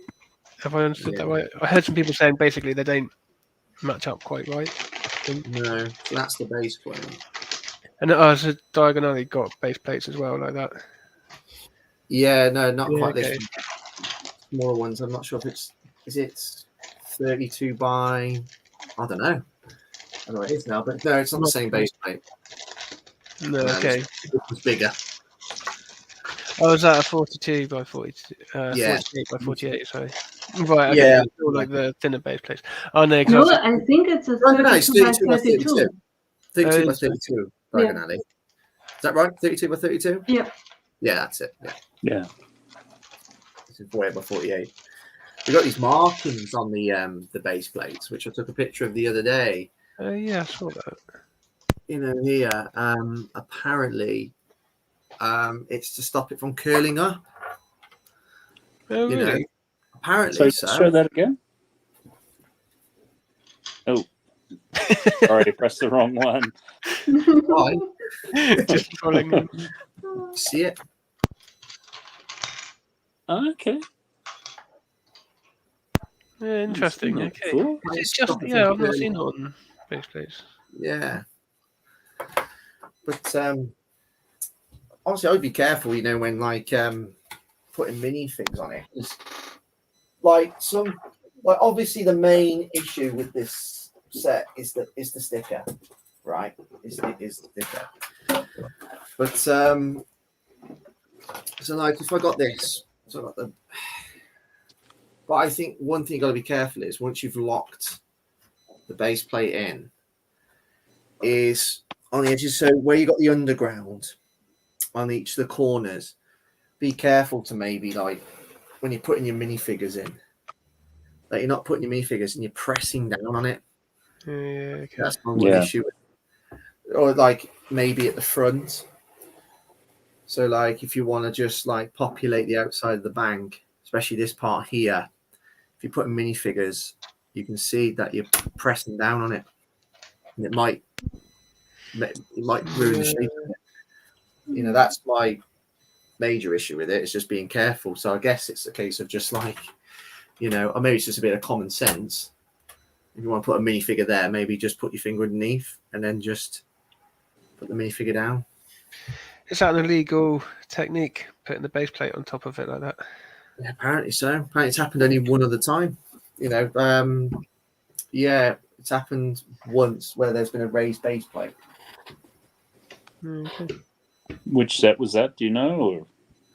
Oh, I can't remember. It's quite an old set. Okay. It looked like a ramp. It's like a ramp of some sort, but I don't know. There's the old. I don't know. There's the classic raised base Yeah, plate with that was used for castles and for I forget the name. It's like an an Egyptian style. Oh, Like yeah, Indiana adventurers or something. Yeah. Okay. No.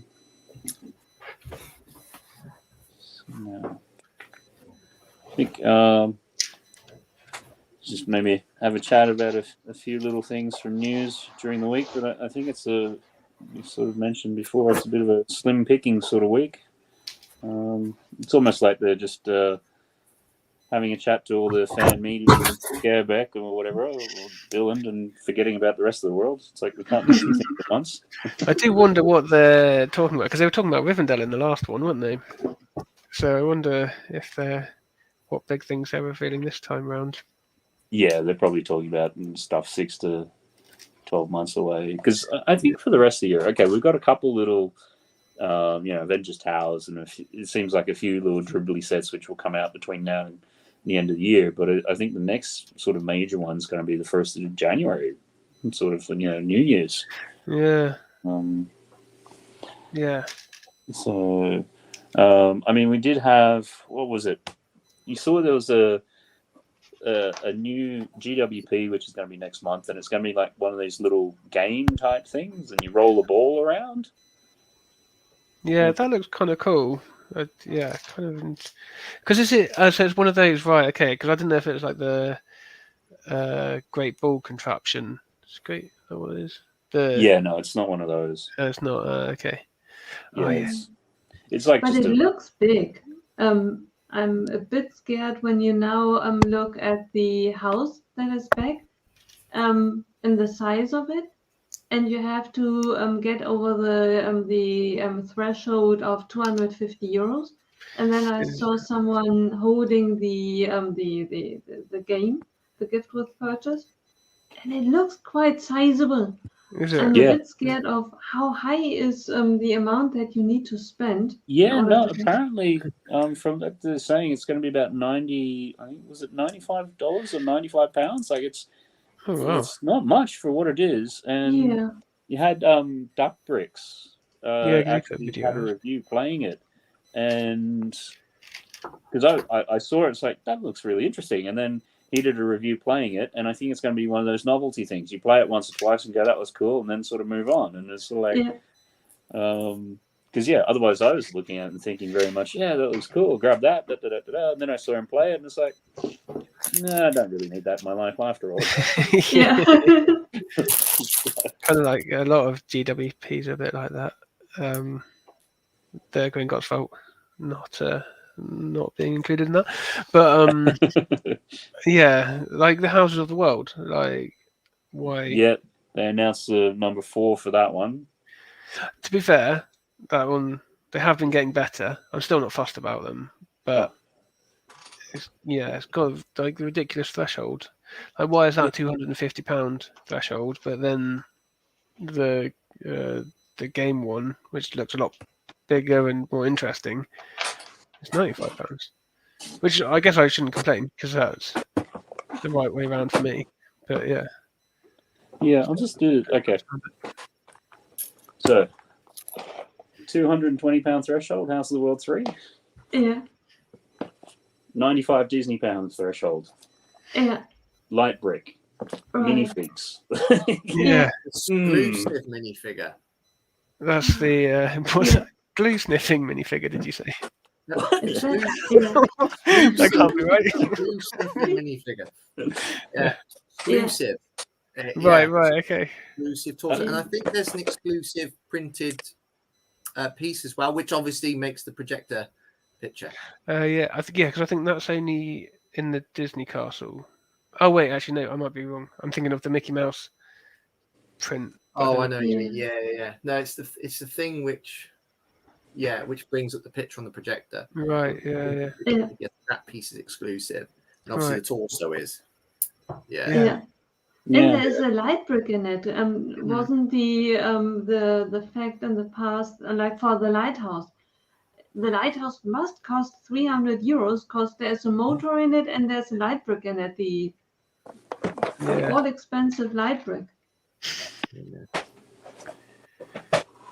The Houses of the World 3 does have loads of those little log prints though. That's one redeeming factor for it. I think it's got like 12 of them or something. Yeah, I'm just sort of having a quick little look at it, and why not? See, it wasn't just because of you. It's a good set. It's just a massive threshold, isn't it? You got to spend a lot of money to get it. Yeah. But it's good. It looks good. It looks decent. I look forward to seeing like all the miniature houses all together. I think that'd be. Yeah, I wonder if anyone would. Was it one number 3? But there's number 4's been. Revealed, yeah, I can't remember what it was. Was it Japanese? Japanese, yeah. You know, like it's again just because I got that friend's apartment. And then it's like, oh yeah, if I do that and grab a Winnie the Pooh and a Brickhead, then I can get like sort of all of the GWPs with it. The Winnie the Pooh set. Yeah, because that's also retired. Yeah, that's a tempting one. And that's generally not in stores anymore either. No. Yeah, brilliant set. It's not exclusive, is it? You can get it bunch of places, right? Or not in stores in general, do you mean? I know you I can know get it at Argos. Argos. Yeah. I don't know if it's because it's an ideas set, so it may only be an Argos. Oh, yeah, okay. It's actually, yeah. I mean, this Tigger minifigure is incredible. Yeah, okay. One of my favourite figures. Yeah. Okay, yeah, I might need to consider getting that if I see Well, it. particularly at the moment, if you because it's like it's basically from Lego or whatever. It's £90. So if you throw in Disney Brickhead, you'll get one of the GWPs. Is that at the moment? Is it? Yeah, I mean it's at the moment. How much longer it goes for, I don't know. So it might only be a couple of days. Yeah, okay. Maybe I need to have a look into that. I'm trying to save my money for Steam though. I keep going to buy stuff. It's like, no, I'm gonna save it for Steam and yeah, see what I can get there. Sorry, bad influence then. Disney purchase. Are you referring to the one with the light brick or the new one's coming up, the Steamboat Willie? Oh, they've redone the light brick one, I think, haven't they? Yeah. The Steamboat Willies, that's coming out, isn't it, soon? Yeah, that's rumored, isn't it? Miniature one. I assume it's got the minifigure of Mickey Mouse from the camera set. Is that a black and white one? Is it?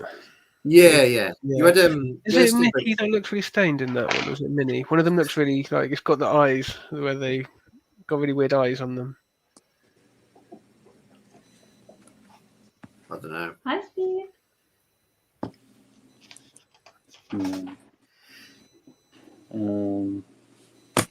I mean, what does everyone think about gift with purchases this year? Do you reckon it's been a strong year for gift with purchases? Because I do. You got Black Swan, Gringotts Vault, which can connect to a UCS set, and then you got the exclusive, the Mickey Mouse, the Disney one. Eiffel Towers last year. Just trying to think, what was May the 4th? Moving Truck had one. May the 4th was the micro Death Star, I think. Golf ball on a team, isn't it? Yeah, that. There was what was the other one? Was there an X-wing poly bag that looked like it was a decent build? And then there's another one, which wasn't a build, right? That was the coin, wasn't it? That was the coin. What do you think of the Venator one? Well, it's not. You don't have to buy the Venator to get it, do you? But the one that's got like its credit is. Is it patches or something? It's It's like take that cloth and give it to the minifigure. Like, no. Oh yeah, right.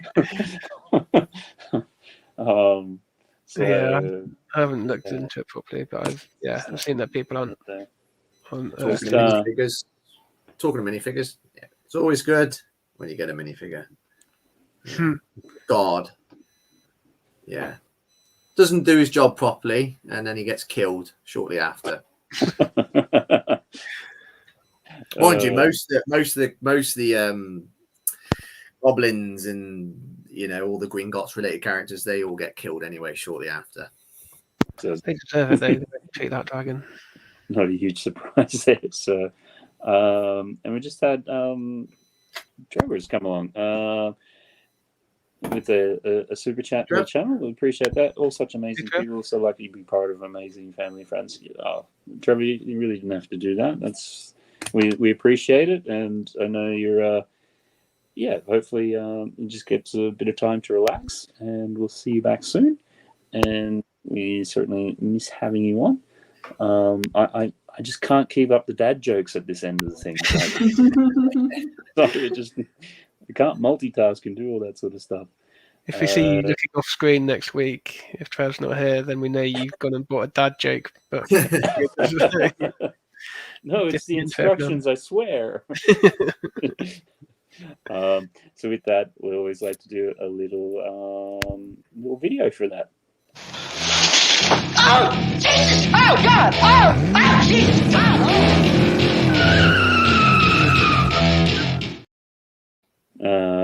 Always love that from the Mr. Bean disaster movie.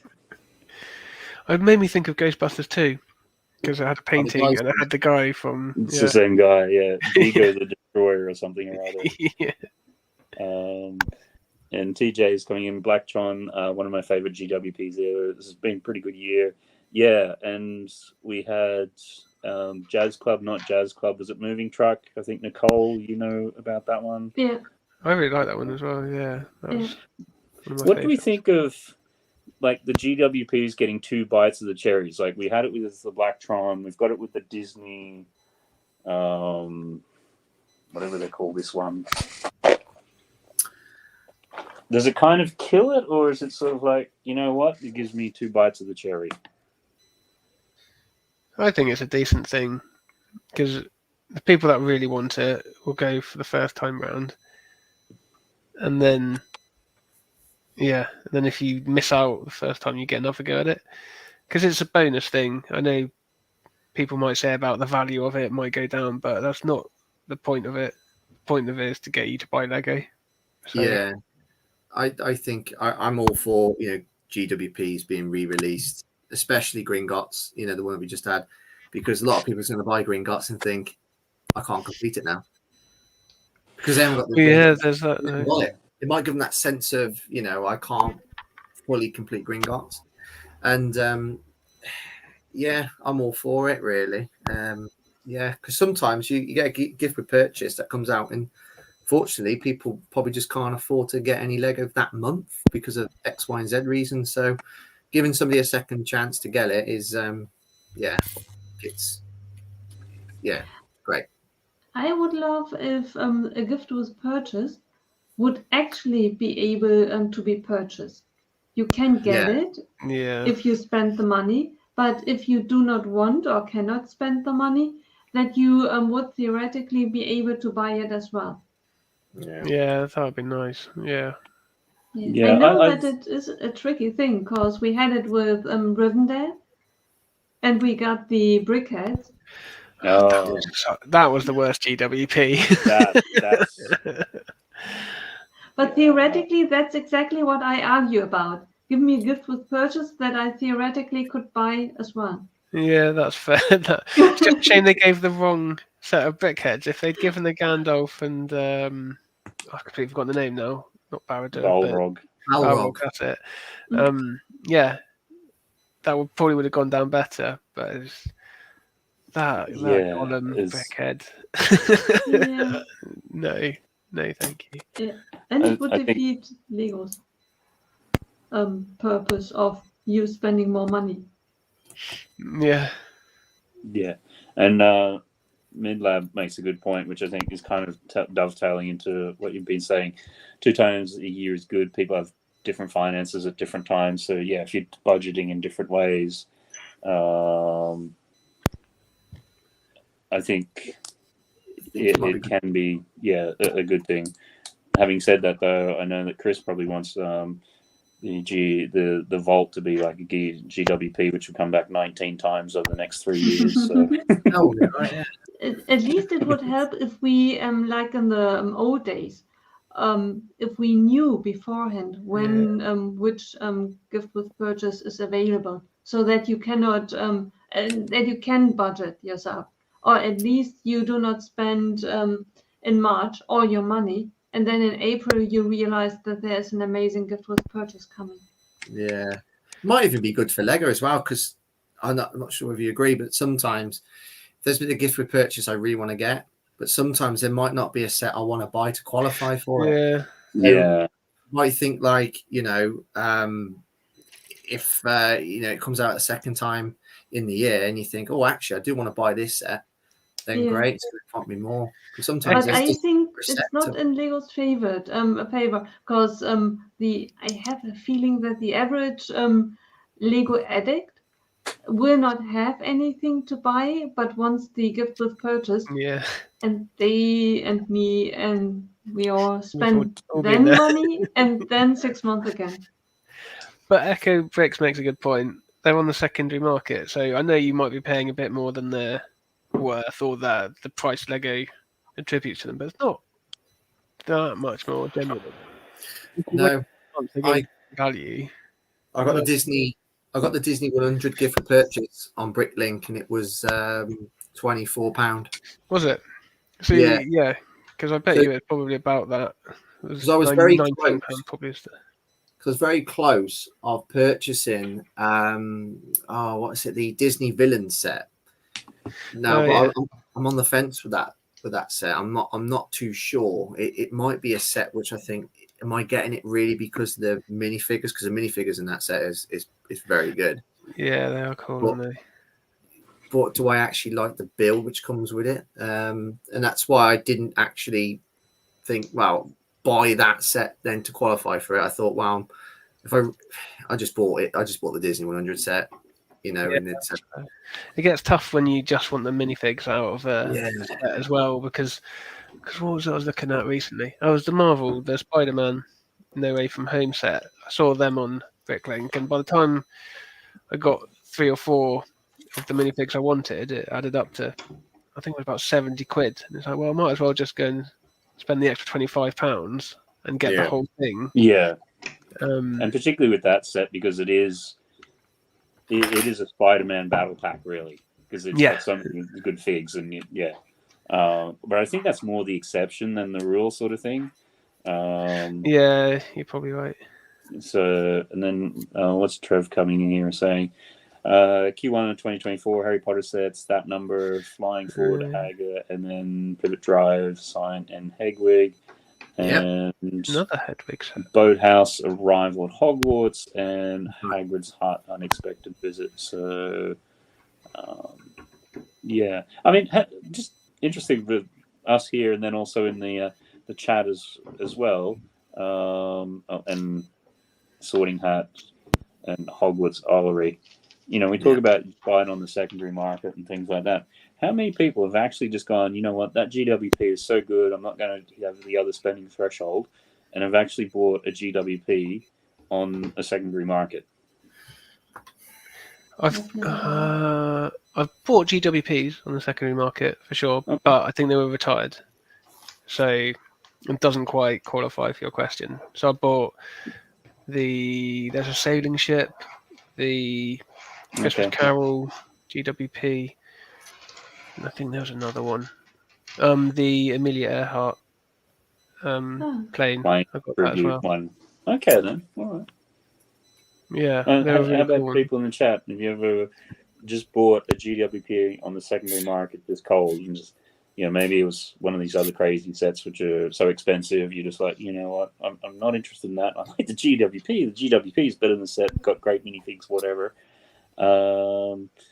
And 3 Titanium J, 3 figs I want from the Ahsoka Ewin set would cost 60+ that, so I thought I might as well get the set. Yeah. Well, the nice thing was too is, again, Amazon Germany had that as a crazy discount.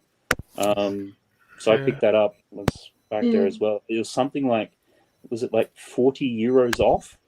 Yeah. Like, it was a really good deal. And I just bid it. I was surprised. I thought I had bought it for Balin, for the minifig, and for Elspeth, and for Shin.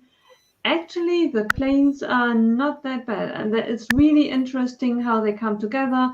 They look quite nice. They are quite sizable. Yeah, I'm going to keep mine on display, and I'm going to figure out a way to keep them, like put them in the same box thing, cube.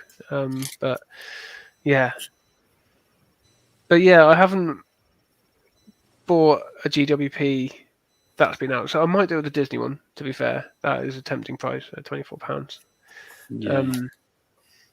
But yeah, I haven't been like, right, okay, yeah, I want that, but I don't know what to buy, so I'll just wait and get it. I think it's always just worked out. Well, I say it's always worked out. So either worked out that I wanted to buy something, or I've found stuff to buy before I really knew about getting it on the secondary one. He found stuff. GWP is sort of like, here, we can tempt you. Here's a cookie. It was before I got into mocking as well, because I didn't. Does it still count getting bits and pieces like the pub? Is it?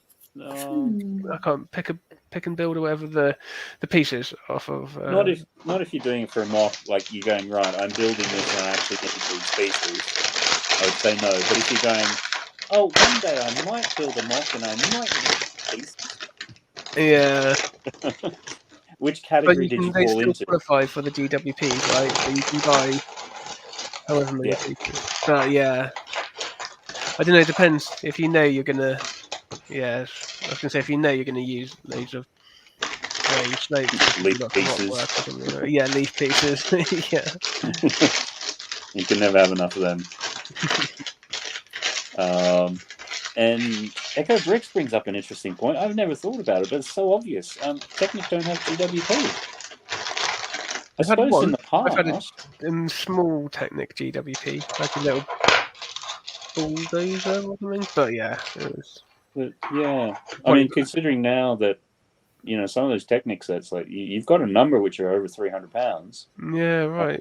Yeah, that's a fair point. Because if you bought that lever crane, there's nothing with that, and then it goes on discount the next day after release. That's the next thing. It's like all the Technic stuff you can generally find at crazy good prices. Like even the tow truck again was discounted at Amazon Germany, and I almost got another one of those just because the parts pack in it. But then it's like, I'm sure with Black Friday coming up, it's going to be even cheaper. And Trevor, I bought GWPs on the secondary market, which is cheaper than paying the threshold for it. Cool. Yep. No. Yeah. I would. Trevor, is that because I know you've kind of only come back into Lego recently. Is that to try to get old ones, or has this been recently gone, you know what, I don't want that, but I'll grab that? I bought the Blacktron GWP on Bricklink, but I already own 2 by that point, so that doesn't count. Are you building like a little fleet or something there, Jay, or is there a reason for that? Bought the Ninjago Kender J booster pack a long time ago, which was a GWP, but that was before I was aware of what GWPs were a thing. Okay, yeah, no, that sounds more like a historical type one. And we don't get insider things much either. Is he talking points for Technic? Is it like you got the in the reward center? I guess it's called the Insiders Reward Center, where you could get little builds. So you got like the pirate ship or the dragon. Okay. Like those kind of little builds that you could get with your VIP points. Right. Yeah. It does make me wonder if maybe the Technic audience is a hardcore sort of audience that they know is just going to buy this stuff anyhow. And Trevor's clarifying past WP, GWP is a moving track. Okay, yeah. If you want that and you're not getting what am I thinking? The Jazz Hotel. I got lucky with the moving truck because they had it in my local Lego shop just months after, or maybe a month or 2 after it was on. They just still had them in stock, and I happened to get it when I was there completely unexpectedly. Because I was going to buy that on the aftermarket because I didn't want anything when it actually was on offer. And I was starting to be like, right, okay, I'm actually going to take my budget seriously now. And yeah, so I was going to miss out. Do it that way. Yeah. Legoland, before they redid the shop a couple of years ago, I don't know whether it became a thing then, because I haven't seen too many. The old Legoland shop used to be really good. They'd have retired sets, and I'm kicking myself, the Cloud City. They had like 3 or 4 of them, like 6 months after it retired, and I was picking it up and going, I should get this now, I won't worry about it. And of course. But they used to sell a lot of the GWPs at the prices advertised on the website. Okay. So like when you had that little mini Avengers Tower as a GWP, you could go and buy that for like £19. Most of the GWPs, they would have there for sale.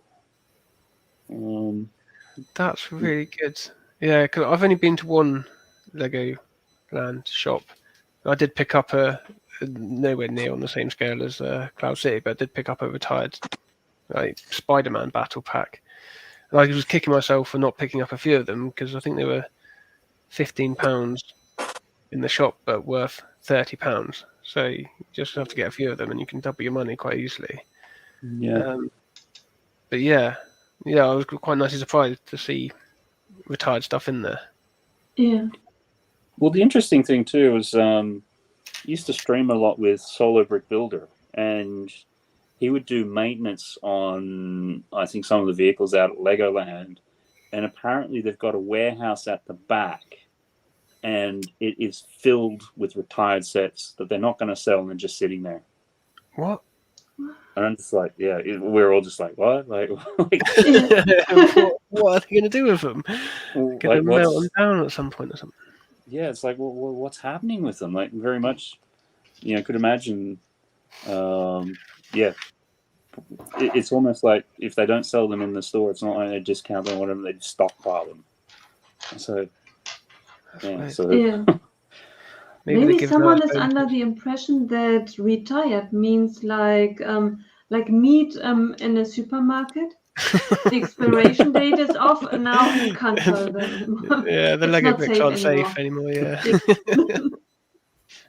Yeah, they're definitely not safe. But I mean, that was an interesting little segue into the other thing, which I think somebody put in the group chat, was about Lego now pulling back from they're trying to be sustainable and making their bricks out of old plastic recycled bottles.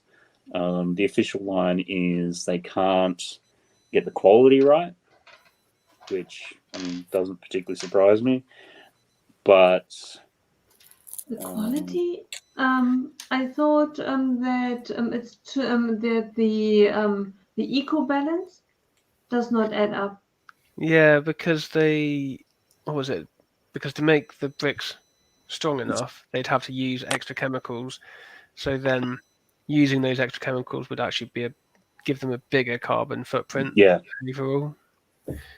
So it'd start off well, but then to compensate for the recycled bottles not being as strong, it would they'd have to counteract that. To counteract it, yeah.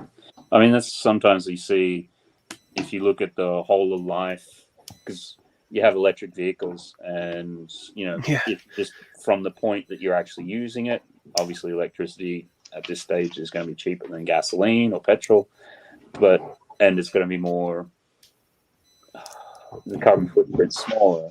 But then if you look at to actually build the electric vehicle, particularly the batteries and components for it, that actually has a heavier eco footprint than building a combustion petrol engine. Yeah, wasn't there a statistic for one of the early electric vehicles that it was going to be that the building one of them was the equivalent of 3 Land Rovers being built and used for their lifetimes, or something ridiculous like that. Maybe it was building 3 Land Rovers or something. But yeah, it was a bit like, well, it doesn't make it a viable option really then if you're trying to help the environment. Yeah, it actually makes it You're worse. just pushing it. yeah, you're just pushing the footprint somewhere else. So I do think it was good of Lego to say that and be like, no, we're not going to just push on with it. Because one of my concerns before with the new CMFs in boxes was that it was just for image, and that it wasn't that the carbon footprint was going to be worse overall, but it was just because for the perception of people being able to recycle the boxes. You have such a good heart.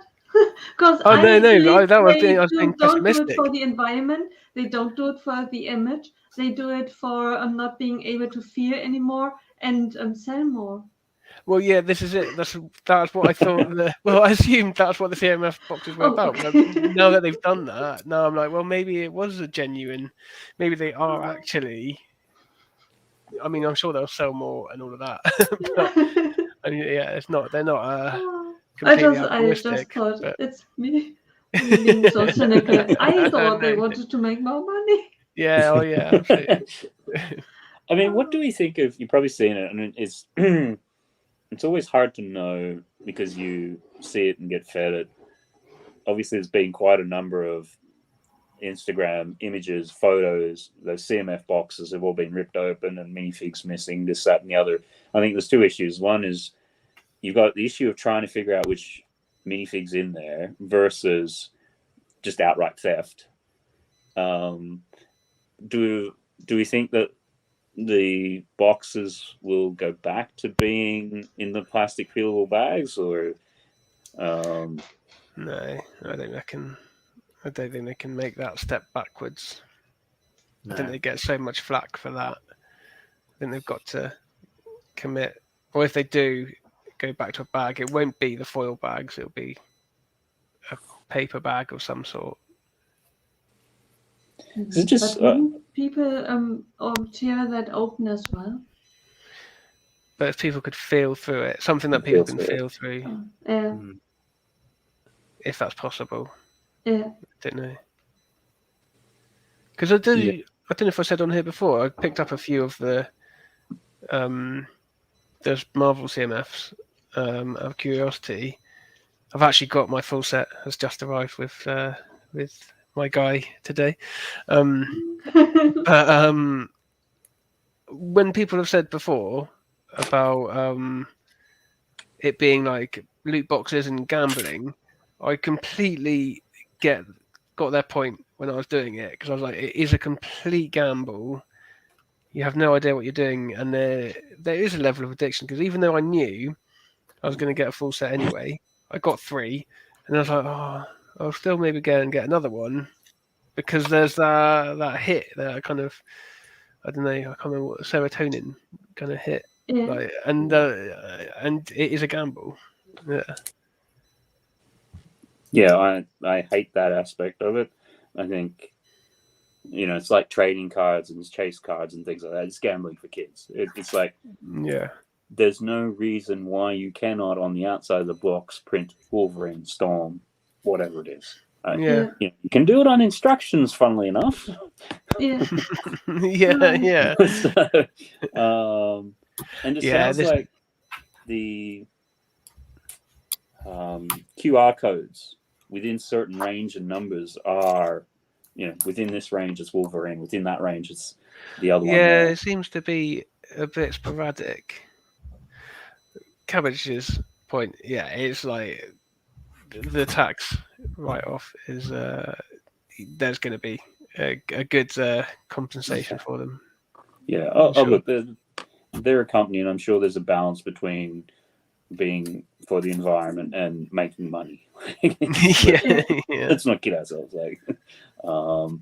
But with that sort of said, we're pushing up against the Ahsoka sort of time of the show, and we've just got one person who's popped in so far. So welcoming them along. Always great to have them in, and I think they have been doing a little bit of streaming recently, and good to see them back doing that. So we'll say a very g'day, happy hello to Amber Lai. How are you going? Hello. How's it going? Just a quick note. I am sick, so my voice might sound a little weird, and if I cough a lot, I will mute myself. But just FYI. You can hear that. That's horrible, and glad that you're here, and hopefully you're popping yourself full of like lemon tea or something, some good stuff. Yeah, maybe, but I mean nothing. I mean there wasn't any stopping me from coming to this, because this is my favorite part of the week. Oh, that's so sweet to say. I appreciate that. And also see that our other guest for the Ahsoka part has also popped in.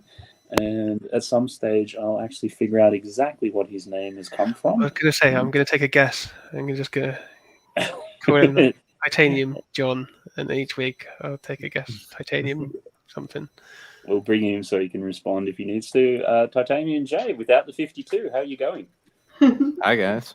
Yeah, very good. And I will say there is not a T or a J anywhere in my real name. Okay, so Titanium Dave. Titanium Rave.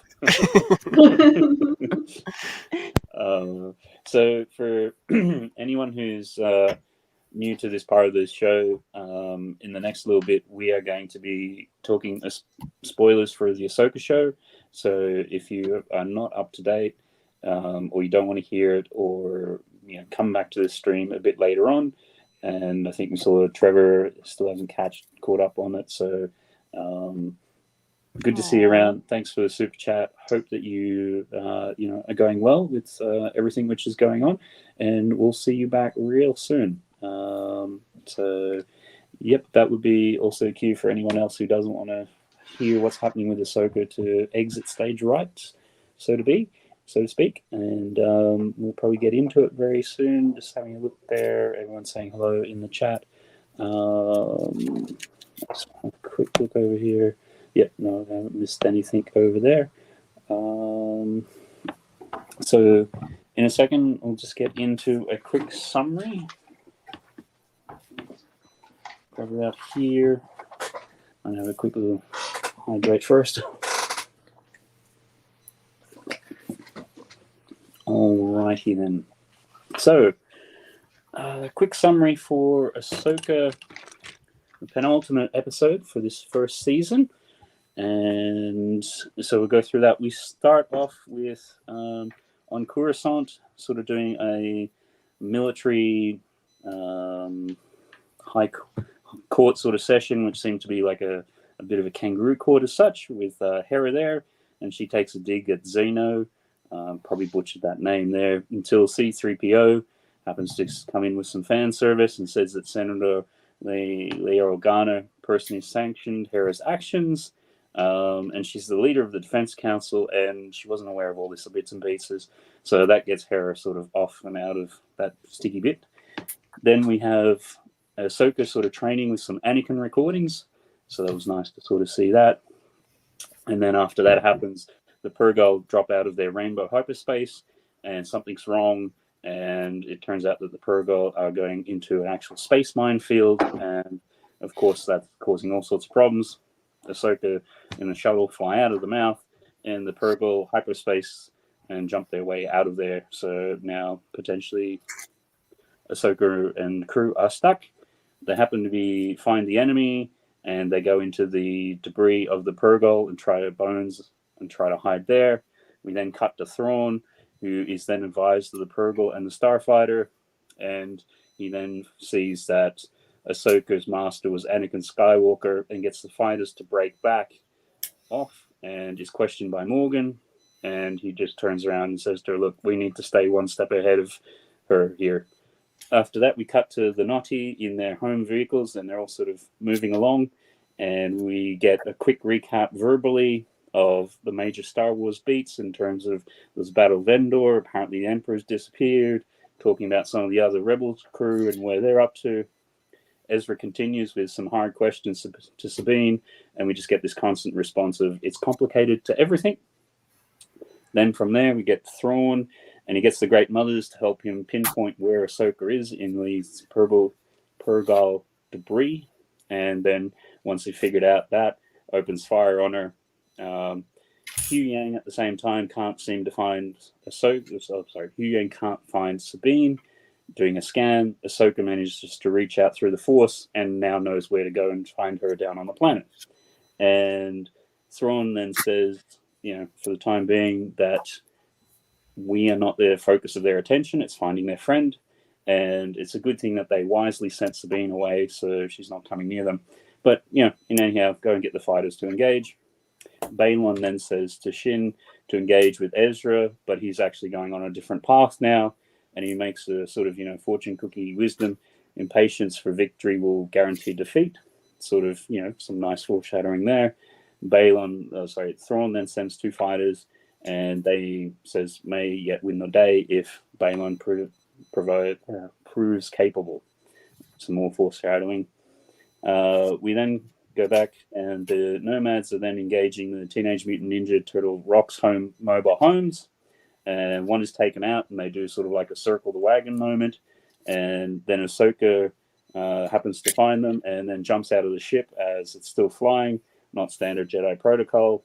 Fights with Balon, who is surprised by seeing Ahsoka, having thought he previously killed her. Shin engages Ezra. Ezra, won't take a lightsaber and is just force pushing everyone around. And then Shin's reinforcement arrives, Baylan says Ahsoka can't defeat him, and says she doesn't have to, and it's just at that time Huyang comes in and lays some covering fire, and Ahsoka then Jedi steals Baylan's howler and rides away with it. The night troopers then arrive, and Thrawn notices Baylan's absence. Shin orders Ezra destroyed, and just a good thing that Ahsoka arrives in the nick of time to save the day. Thrawn then calls off the attack, noticing the tactics of the Jedi of old, and thought it was unfortunate Baylan's presence was not there, and he overall sees it as a victory, which then Morgan questions, and Thrawn reveals that it was all just a distraction so they could finish loading up the Star Destroyer, because the most important thing is time, which Ahsoka's now lost. Ahsoka offers to help Shin, and if she surrenders her weapon, and she sort of takes off, and it finishes with Ezra sort of looking forward to going home. So that's a quick little recap from that. I think as the thing that we'll normally do, we'll just sort of run through the panel here, sort of first sort of thoughts of the episodes, any highlights or things that you sort of did like or didn't like. I think we'll start off with Brick Askew. Yeah, I liked it. I think I preferred it to the last episode because it had it seemed fairly well paced and like a good story arc throughout. I really liked Ezra and Sabine's relationship. I feel like that reflects their relationship really well. And I think everyone's kind of settled into their characters quite nicely by this point in the series and is representing them well. Even Ezra, even though he's only his first proper episode, I think the actor there has kind of had to hit the ground running, and he's doing a good job of it. Yeah, and I'll save my other thoughts for throughout the chat. Okay then, Nicole, Lady McBrick, sort of thoughts on the episode. I wasn't disappointed, but I wasn't knocked out of my socks either. It was a solid episode. It was enjoyable, but I really, really hope that the last episode will be really epic. Because if you ask me, I don't think that the episode was epic. It was interesting. It gave us information. It had good dialogue. But it wasn't really an episode which I would describe as spectacular. And at the very least, the final episode, I expect to be really gigantic. I really want a final episode which leaves me breathtaking. I want Baylan to have something major coming, because at the moment I fear the last episode will just be go after Thrawn and either have an escape episode of, okay, see you in season 2, where we now then are back into business and going back to with Thrawn, and then the war maybe will come, or something threat music coming. That's what I fear. It's just an in between episode to season 2. I really hope that this is not the case, that I foresee trouble that isn't there, that really we get a real good highlight episode at the end, a bit like the last episode of Mandalorian, where there's fighting and epic things going on. At the moment, in the last episode, I haven't seen it. Yeah, no, there's certainly, and I'm sure we'll cover this more in a bit. You got one episode, and potentially there's a lot to cover, or there's going to be some challenges with storylines and things. But before we get to that, TJ, what did you think of the episode overall? I liked the episode. I think I'm kind of in line with Nicole, where it wasn't spectacular, but it was very good. I did like Ezra and Sabine's interactions a lot. I really like that. Ezra really feels in character for me, and I'm enjoying that. And Thrawn as well. Thrawn seems great too. And overall a good episode. Okay, then. Great. All right. Padawan Ambalaya, what is your words of wisdoms at a high level to think about this episode? Yeah, so I feel like I have a bit of a different take. It's actually at this point my favorite episode. And part of that is because like there was a lot of stress, I think, for me going along because we knew we had these things we had to hit. It's like, oh my gosh, Thrawn, oh my gosh, is Ezra okay? And now we're in a place where it's like, okay, we've got Thrawn, Ezra's fine, he's good. And to me, this episode was just so fun. It genuinely felt like watching another episode of Rebels for me. So I loved that. I loved that I didn't, like I said, I didn't have the stress. I am in it for the ride. And I loved it. Like I loved the humor in it. I thought it was really funny. Well, I'll go into more detail later, but yeah, it's probably at this point my favorite episode. Okay, interesting. Yeah, that's as you sort of say, you're approaching it from having seen deep into Rebels, and I know that you have a great affinity for that. So great that you enjoyed it and getting a slightly different take than a couple of the other comments. Chris, what was your sort of overall impression of the episode? I enjoyed it.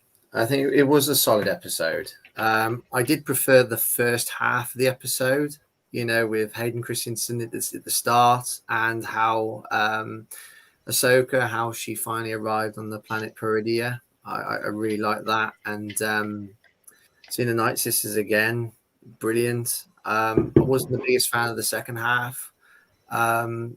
I really wasn't a big fan of Ezra and Sabine together and what they were doing.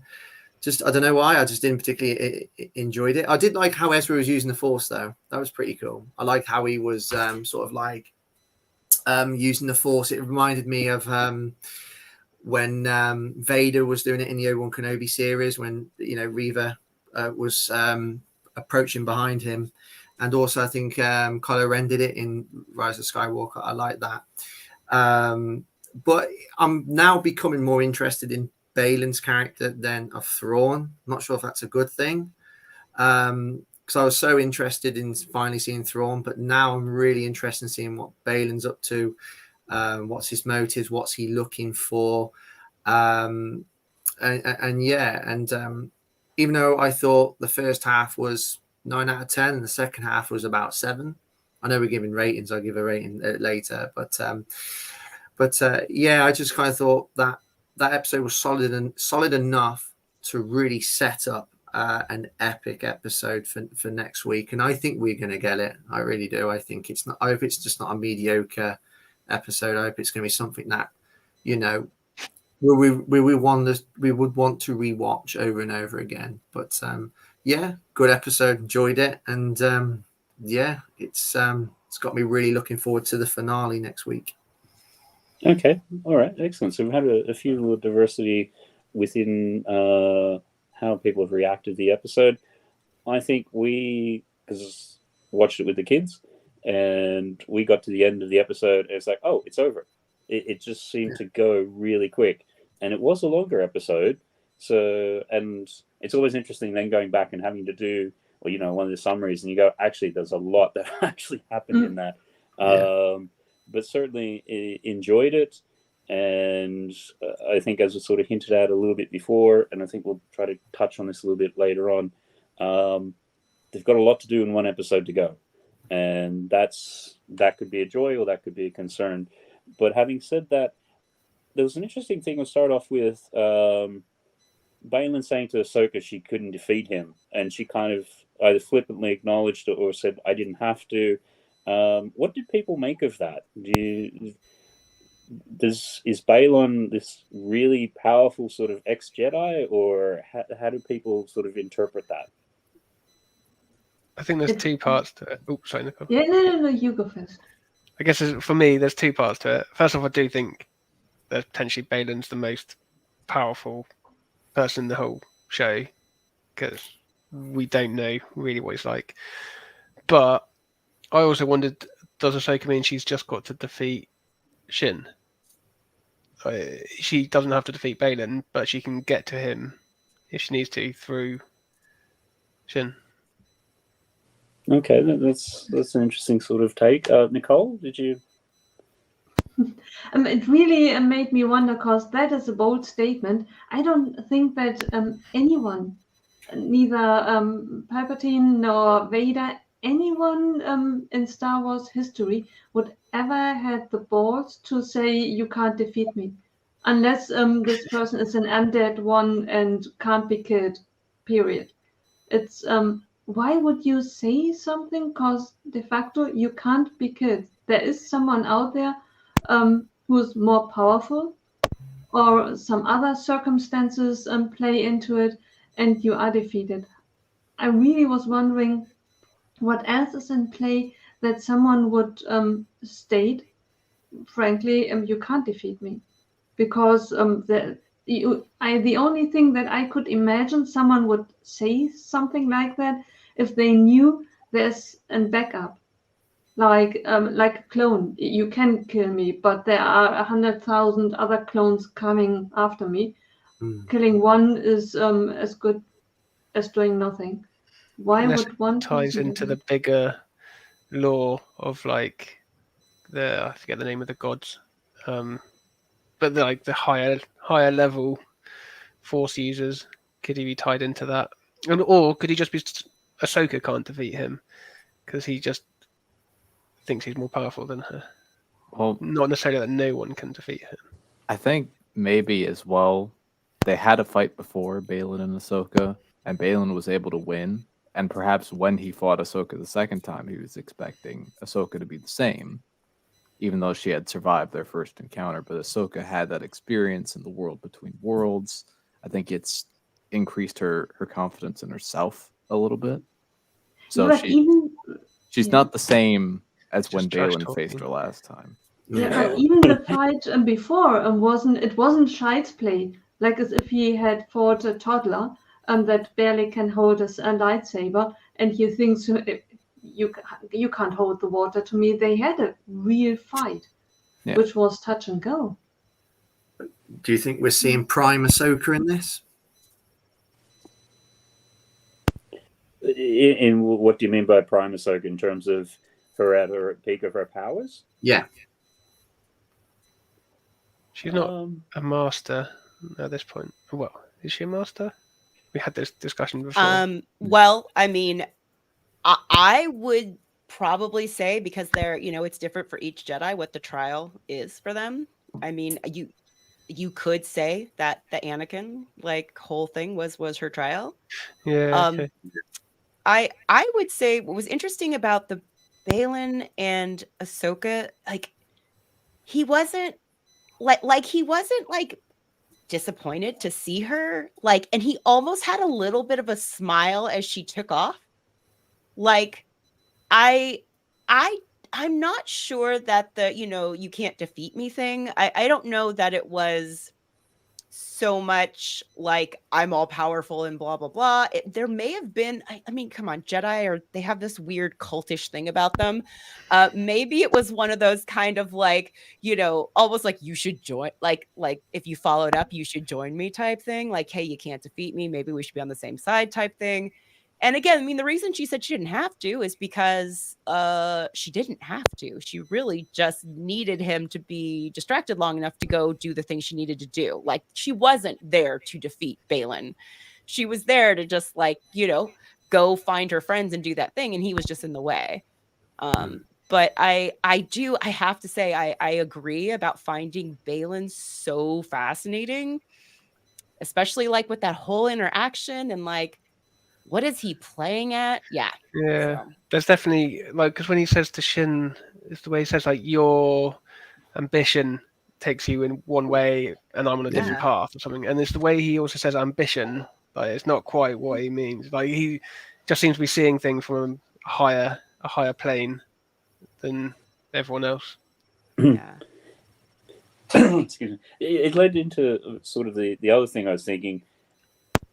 Obviously, we got hints from an episode ago that Balin was training Shin for a different purpose, and then he's gotten to this point basically going, I know you're going this way, and I'm kind of going that way, and I'm almost giving you a parting word saying, you're going to go and get defeated sort of thing. It then raises a question, is he a good master as such? Because it's almost like he's setting her up to fail, or the fate's going to let her fail anyhow. Like, or is he just another sort of, sort of chess player, and these are all pawns? Well, but he did go to like stop Ahsoka. Like, he was sitting there waiting for her, right? I mean, I don't know that he abandoned her to fail so much as like he was like, I can't let you interfere. So I mean, I think he may have like genuinely, because if Ahsoka hadn't shown up, it would have been rough, right? So she could have won. But I do also feel like, I don't know, maybe he's letting the Force like figure this stuff out, and it's like, well, okay, if this is the path, this is the path. I don't know. I think that's how I see it. Is like that's just her path. They're not necessarily. Well, it might be a goodbye forever, but not necessarily that it would be a goodbye forever. It could be that it's just for the moment. This is your path, similar to what Hu Yang was saying about. I think it was Hu Yang said about Sabine. It's like that's the only decision she could make. Like that's the path that she had to take at that point in time. Yeah. And then, it doesn't mean that they're not going to, their paths won't cross again in the future, or even that she's going to fail necessarily. TJ, were you going to say something? Or? Oh yeah, well, Shin didn't go off in the gunships with the troopers. She went off on one of the hounds, so maybe she reunites with Baylan after her defeat against Ahsoka, Ezra, and Sabine. Yeah. And it seemed to be, I mean, taking a step back, you had the interactions with Thrawn, and he almost seemed to be like Baylan would have been the difference between, them suffering their losses. He didn't really see it as a defeat because of the time aspect. But if Baylan had have gone with Shin, it's almost like, well, if you'd gone with it, dealt with the situation, then you wouldn't get interfered with what you want to do next. It's almost like inviting more interference at a later date. Especially since he knows that Ahsoka was there. If he hadn't known that Ahsoka is there with her ship, then I would have understood it, because he would have thought they need the Howlers to come back. That takes them 3 days. I'm off in 3 hours. So time is on my side. But if they hop on the ship and he knows that there's a ship, they can be there in 3 minutes. Can't they? So time is not really that much on his side. Okay, but the time that's on his side is that they're like ready to go. So Ahsoka can hop on her ship and she could chase, but like they can also like, I assume that what happens is like the big Star Destroyer goes into the ring thing and it takes off. Yeah. Ahsoka doesn't necessarily have a way home. Right. Yeah. So I mean, just from Thrawn and from the episodes like in Rebels before, like he's always been about like the big picture, and like he said, I think the worst part for him would have been if they kept Sabine and Ahsoka had come there, because then Ahsoka might have found out what they were doing and tried to stop that. So I mean, I agree. He's got him. There was there's a couple of points about Thrawn that I thought of. So first off, it's interesting that he doesn't seem to know what to make of Baylan, because he seems to be on like an unknown, an anomaly in everything. He's keeping him guessing, which is like Thrawn's superpower is tactics, and he can't judge Baylan. He can't get him to do what he wants. But also, I know Thrawn's like a big tactician, but the whole thing with time very much seemed like it was like, I'm sure it was, maybe just the way it was acted, but he goes, oh, you could see this as a success, as if he's like, oh, this hasn't worked out, but I'm just going to spin it to make it look like it's worked out for me. He's like, because now I've got my time. I know in terms of the storyline, it fits, but it's just the way that maybe it's just the way it was delivered. But I was like, it sounds like he's just a bit of a chancer in this one aspect.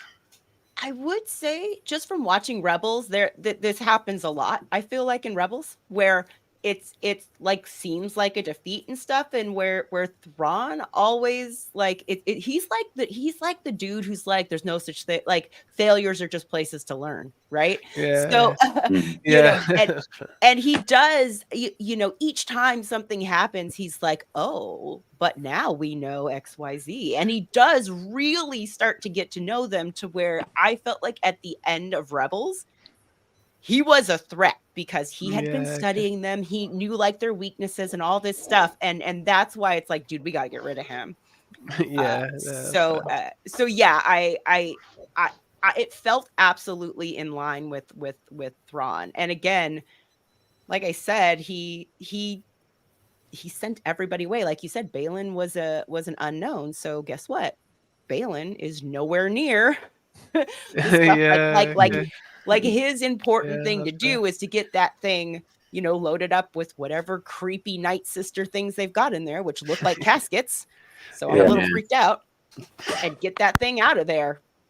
So yeah, I think that's the picking up the first point there in terms of, from Thrawn's point of view, Balin's an unknown. So let's send him out into the field away from doing anything important and see which way he bends. And it's like, oh, he's disappearing. Okay, well, okay. So now I've very much as what you said. Now I've learned something about him, and you know, actions speak louder than words. Blah blah blah blah. And what else was I going to say? I can't remember now. So,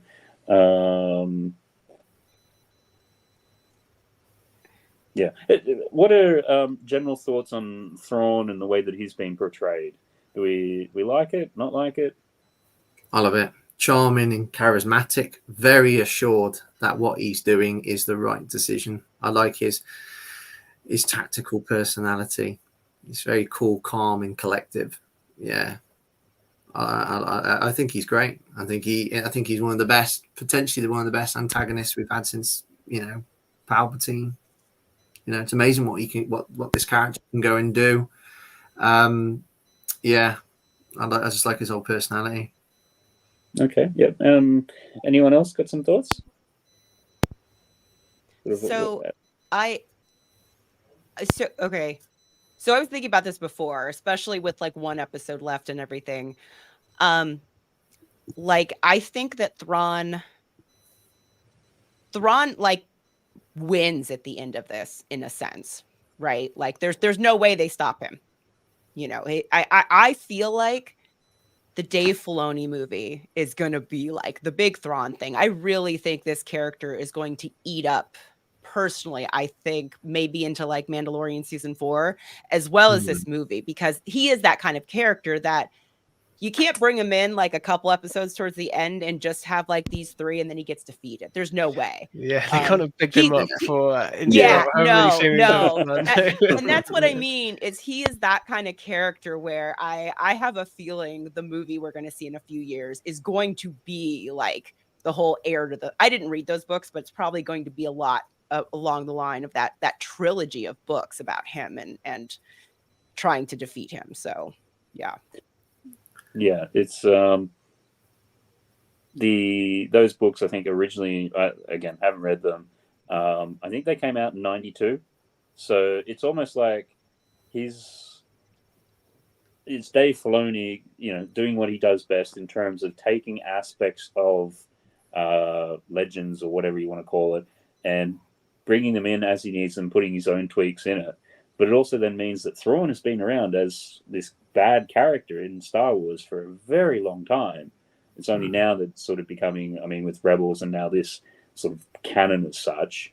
And I think that's, without getting too far sideways on other things, that's good because when you've had the main movies 1 through 9, it's been some flavor of a Death Star, the main threat, and Palpatine or something. And even when you got to Palpatine's finished in episode 6, okay, let's bring him back for 9 because we've written ourselves into a corner. So at least you're getting something different there. And what I find interesting is you've had Thrawn come in and he's a talking character. in terms of he's not there with lightsabers. He's not doing any of that sort of stuff. He's just a chess master moving pieces around the board, which is a different sort of way of doing it. I think I just want to go back to sort of touching on Hera. In the last couple of weeks, I've now watched through the first 2 seasons of Rebels, and you've got Hera, and she has in this series, has she been a bit sidelined and made a bit pointless? You sort of have her in at the beginning opening scene. She's there, but she's not there. What do people think of the way that Hera's been portrayed or treated within this series? So I think, okay, I know I have to do this for myself, is I have to remember this is the Ahsoka show, right? Like, this isn't Rebels. This isn't like Rebels season 6 or anything like that, right? It is the Ahsoka show. So I kind of have to remind myself that while these characters are, you know, and I want to see more of them, it doesn't necessarily mean they're going to get like, you know, kind of like, I don't want to say starring roles, but they're not going to necessarily get big parts. I do think story-wise, it makes sense that there's somebody who is, you know, back at the other galaxy who's kind of handling all this other stuff and who is able to be like the messenger of what happened. Because if they had all taken off and gone, then there'd just be nothing, right? There'd be nobody to warn about, like Thrawn. For instance, when Mon Mothma comes up to her, because, you know, we've had Mon Mothma through quite a few shows, including Rebels, you know, and so she's worked with Hera, you know, quite closely for a long time. And when she asked her, like, how real is this threat? You know, we get all of that stuff there. I mean, would I personally love to see more Hera? Yes, I would absolutely. Like, the one thing I need from this, or I'd love to get, is like a scene of her like doing her crazy flying on the Ghost in some gun battle, right? Like, that would like be like, okay, I hit everything I wanted to. But again, Maybe I have to remind myself. When Thrawn comes through. Yes, maybe. Yeah. Yes. Yeah, but I have to remember this is the Ahsoka show. So that is a good point. I completely forget that it is the Ahsoka show because there's so many big characters. Yeah. It's definitely a good point, because when Matt mentioned it, I thought for a second he has a point. Because what if Hera wouldn't have been there? What would have changed? But you have a really good argument. She is the in-between person, the messenger.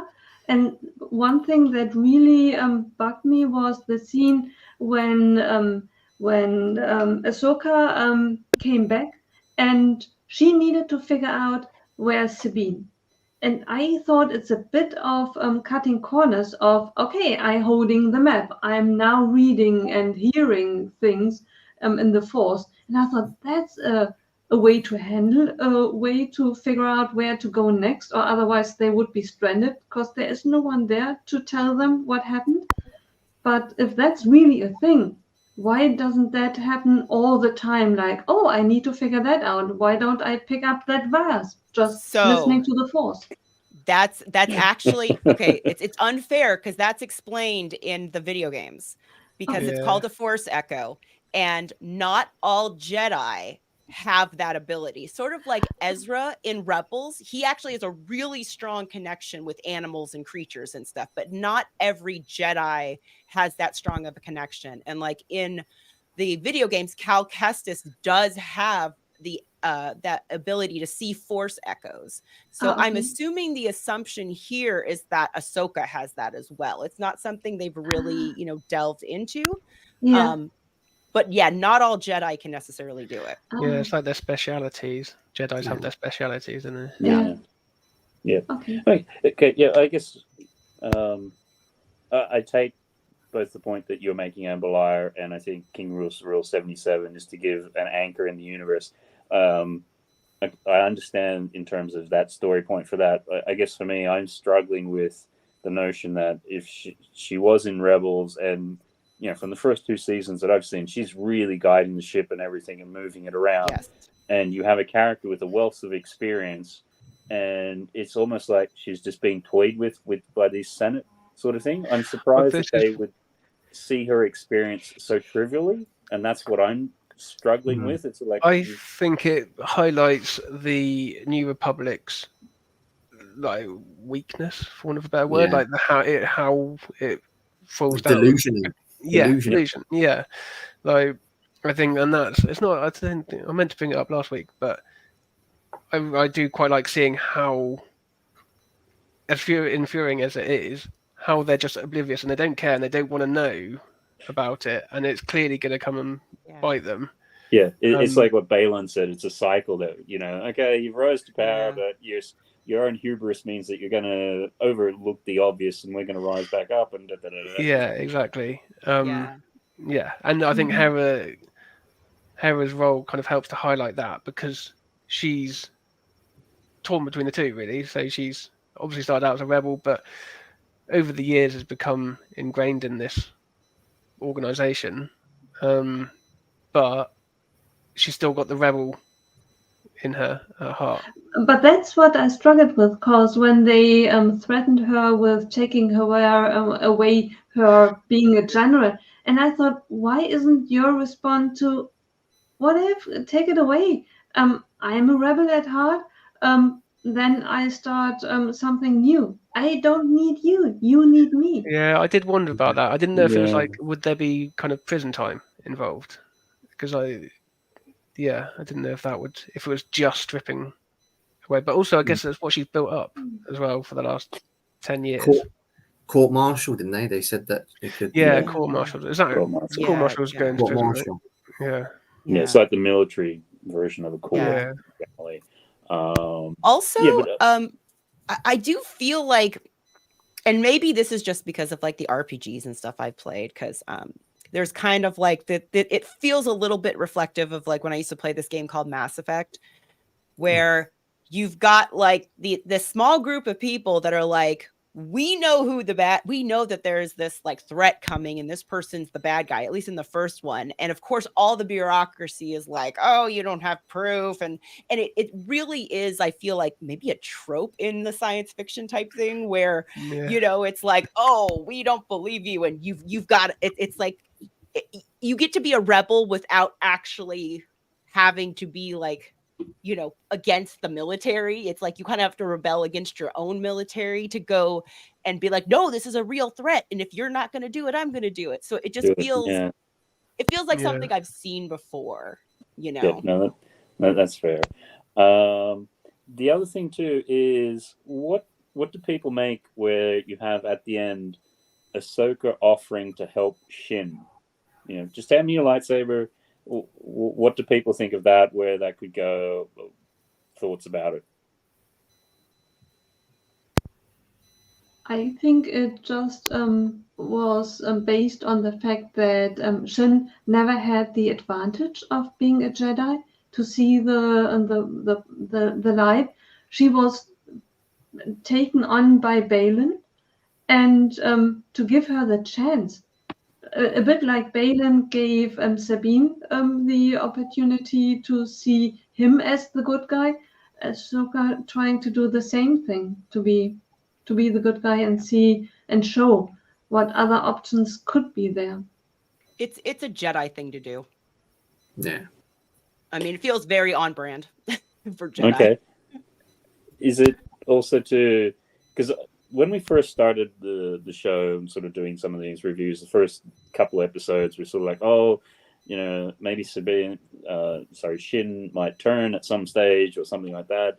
Is this sort of showing potentially Shin's hesitated and has a moment of weakness, or is it as what Amberlai is sort of saying in terms of, no, it's just on brand for Jedi? I guess she's could be perceived as being weaker because she's not got Balin there. But yeah, I think it's just everyone's trying to get as many people on their side as possible at this point.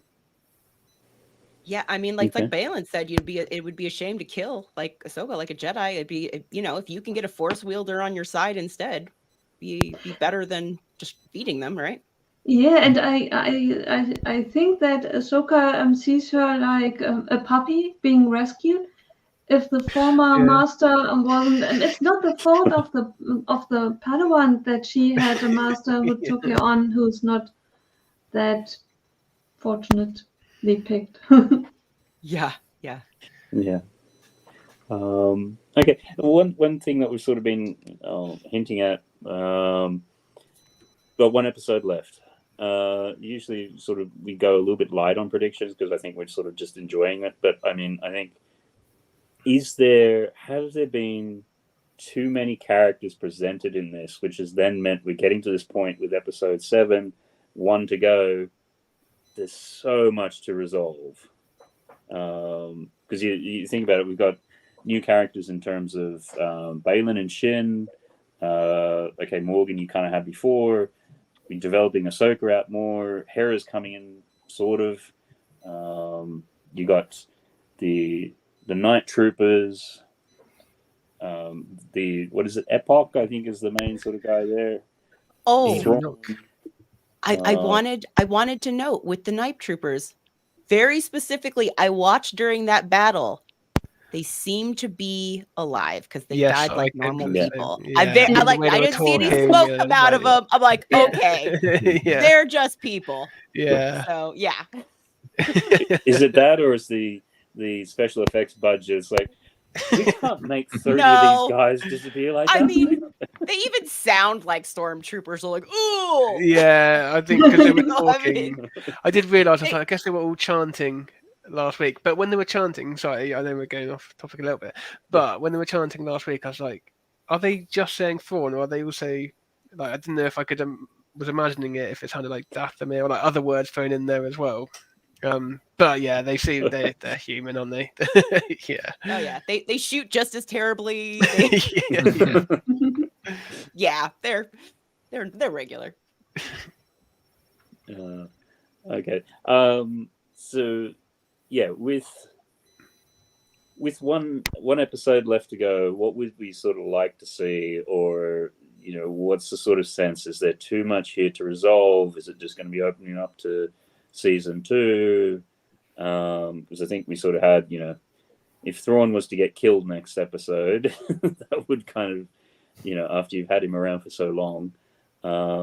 Anyone sort of got any thoughts on how episode 8 can sort of start weaving some of this together and finalizing things?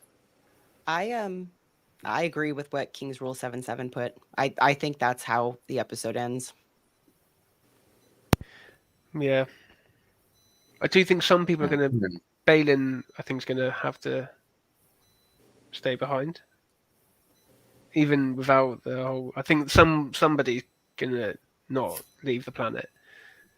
I think maybe even Morgan Elsbeth might not make it off the planet. I still think someone's got to represent the Night Sisters there. Yeah. And I think she'll be left behind against her will, necessarily. Yeah, where... back, I reckon. TJ, were you going to say something? No, I'm just I'm thinking whatever Baylan's after, the Great Mothers are afraid of it. So I'm thinking that this power that Baylan's after, whatever it is going to force Ahsoka and Thrawn into a kind of tentative alliance as they both flee from whatever the power is. And that's how everyone's going to get home. That's how I could see them doing it best. Yeah, okay. And where's Shin in all of this? Because yeah, she's kind of the wild card, I think, because it depends on whether or not she goes back to Baylan. They kind of left that open at the end of the episode. Yeah. I did say that. There's a scene where the Great Mothers are chanting, and like she's in the back, like mouthing the words. I'm like, no, you're not helping. You think you are, yeah, but you're not. I wouldn't be surprised if Morgan's the one who gets killed by whatever the big power threat is. Yeah. That's what I think. I think she'd be the only one to die. Yeah. I feel like she's kind of expendable Yeah. in some way. As characters go. Yeah. Regarding Shin, I would not be surprised if like something happens to Baylan and she doesn't have Baylan anymore, but she's not going to go with Ahsoka and she takes off. Right? Somehow she's just out there. And then should there be a season 2, we may see her reappear. But I don't think she gets resolved anywhere. I think she like goes somewhere. I have a feeling she doesn't side. Yeah, or if she does make it back to the home, the original galaxy, she's like stowed away on the ship. Well, that's what I mean. I think she's gonna, I think, she's obviously not into the Night Sisters because she keeps being like witches again and again. If Baylan either dies or abandons her or whatever it is, I don't think she's immediately going to go to Ahsoka. I think she's going to take off. And it's one of those things where if there's a season 2, like episode 3 or something, she comes back. Yeah. I think it seems like there needs to be a season 2 at this point. I hope so. Yeah, but if she isn't ready, she does not seem to be ready to stand on her own feet. She rather looks like a Padawan, able to handle herself, but not really to stand on her own. She needs another person to take her on. Yeah. But then she wouldn't be the first Padawan to lose their master. She might find her own feet by surviving. Survival's been quite a strong theme throughout the show. And she seems like she'd be able to survive on her own, but wouldn't necessarily. She might go into path for her, I guess. She might go into some sort of exile, and Jedis are good at that. Yeah, that's really good. I think she might do. Okay. Yeah. Speaking of Padawans without master, what did you think of Ezra and his refusal to use a lightsaber? Wasn't that a strange move? Because there are multiple stormtroopers coming, and they all have blasters. What can the Force? Because the Force does not reflect blasters, right? You can stop them. So yeah, I saw it as Ezra's a little cocky, and he probably thinks he's been sitting there probably practicing some of his stuff. He's like, the Force is all I need. And I honestly think it was just a cocky move that he was like, no, I don't need that. It was that was straight out of Rebels. It's straight out of Rebels. The fight, that bit before the fight, especially. 100%. But it was strange because I know it's not reality. But if there are, I know stormtroopers are not good at aiming, but if multiple stormtroopers from all kinds of sides are shooting and the only defense that you have is your Force, the fact that you are never hit, isn't that strange? But that's Star Wars. Yeah, that happens to all of Star Wars. So that's one thing I have to say. I felt like this was quintessential Star Wars because you had the comedy. Like I thought there was great interactions with Huyang and Ahsoka, like super funny. Yeah. You had I sobbed when I saw like that she's been like watching these recordings all these years. She has that little box she puts them away in and talking about how this was the last one. I mean, I cried for that one. There's the goofiness. There is like the weird fight stuff. Like it felt like quintessential Star Wars in that sense. C-3PO in it.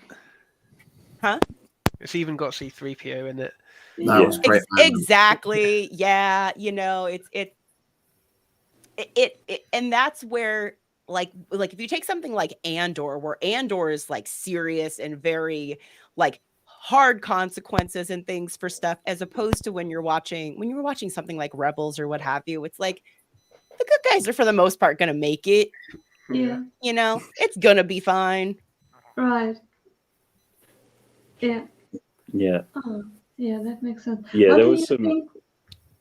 There's one particular thing in there where I know Sabine doesn't have her helmet, and it's sort of like just shoot her in the head. And there was one where they just shoot her in the head, and she just happened Yeah. to put up her best scar, arm sort of She thing. got smacked in the head a lot, though.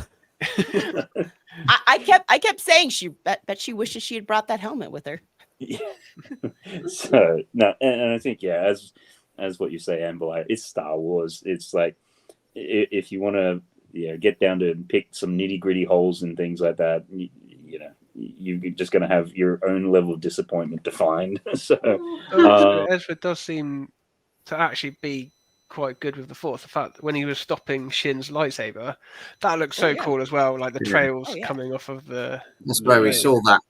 Yeah, we saw that in the Obi-Wan Kenobi series, and then we saw it in Rise of Skywalker as well. I like that when they're using the Force to stop lightsabers from moving. Yeah.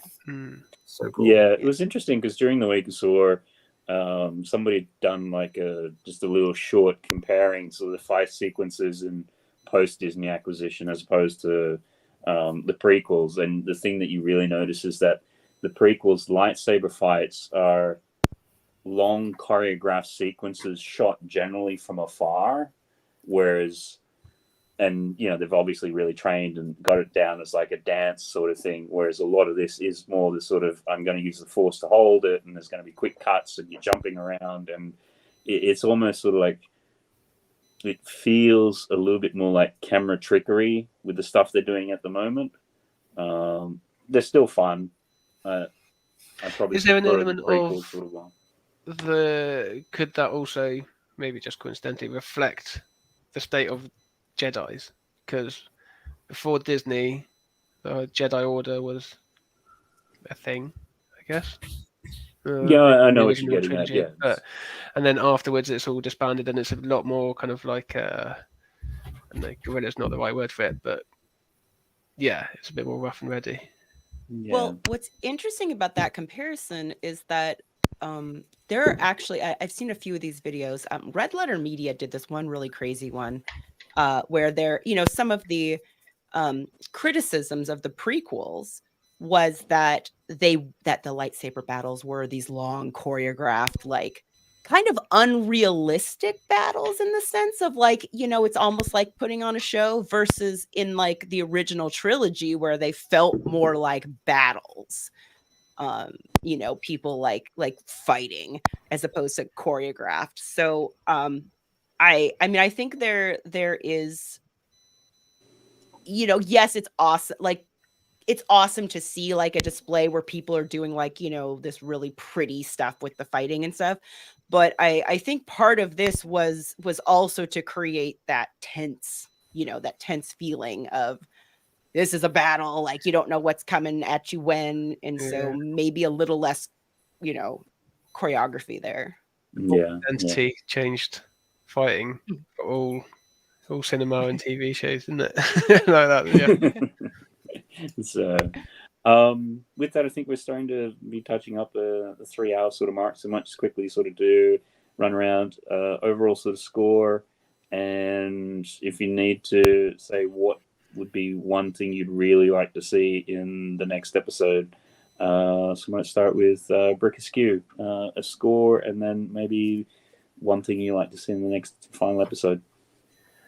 Let's go with an 8, pretty solid 8 for this. I think I preferred it more. And speaking about it, I think I looking at it in a better light than I was before we started talking about it, which was still in a good light. But yeah, it was very, very Star Wars, and lots of like it felt very familiar and nostalgic, but also new. And in terms of next episode, I think I'm trying to just stay open-minded about it. I do think that stuff. I think Thrawn will get through. Will return, and most people will make it back one way or another.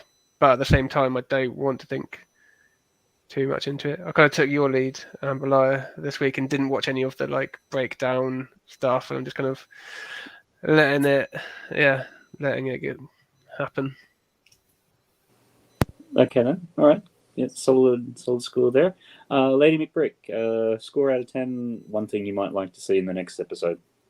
I would give it 7, but only because we have to wait a whole week for the next episode. I probably would have given it an 8.5 if it would have been an old school normal release of you have all episodes, and if I could have seen the final right away, I would have scored it higher. It's just this building expectation, having a whole week, and then this episode, it makes me rate it a bit weaker, although it's a good episode. And my hope is that the last episode, that the highlight will be on Balin, that he discovers something and that maybe he has already an inkling of what's waiting, and that will be spectacular, and that will be the reason why he said you can't kill me, because he already has an hint of what he's going to discover, and maybe he already tapped into it, and it will be spectacular because he's opening something that really blows us out of the universe into the new galaxy. Actually, yeah, I'll say what Nicole said. Yeah, I'll have that as well, please. Yeah, it's and I think King's Rule 77 has really phrased it quite well there. I was thinking about it, talking about it. I want more penalty, minus 1.5 points. So respect. It's like, give me more Disney and you would have high scores. So, all right, great. And moving along, TJ, score out of 10 and something you'd like to see in the next episode. I would say probably 8.5 out of 10. I think, having this discussion, I'd rate it a bit higher than I would have before the discussion. And overall, a great episode. Assuming that, everyone gets back okay to the main galaxy, I'd like to see Zeb. We got him name dropped in this episode, and if everyone makes it back okay, did we? I missed Zeb that. needs to show up. Yeah, and they've already did. What was the last live action series? Is it Mandalorian? It was in Mando. He was in Mandalorian. Yeah. Season 2. Yeah. So they've spent some money on the model, so it's not ridiculously expensive to drop him in, but that almost feels like that could be like when Kerry went, I'd like to see Anakin next episode. That feels like one of those. It's like, I hadn't really thought about it, but you might be onto something. So we'll have to see next week. Cool. All right then. Amber, score out of 10 and one thing you'd like to see next week. Yeah. I'm giving this one a 10, and I know that technically a lot of episodes are better in certain ways, but this is very personal into just my pure enjoyment of the episode. Like I wasn't stressed. I knew everybody was okay. I do want to see the next episode, but I wasn't like, oh my gosh, I need it right now. I really just enjoyed this one and sitting with it.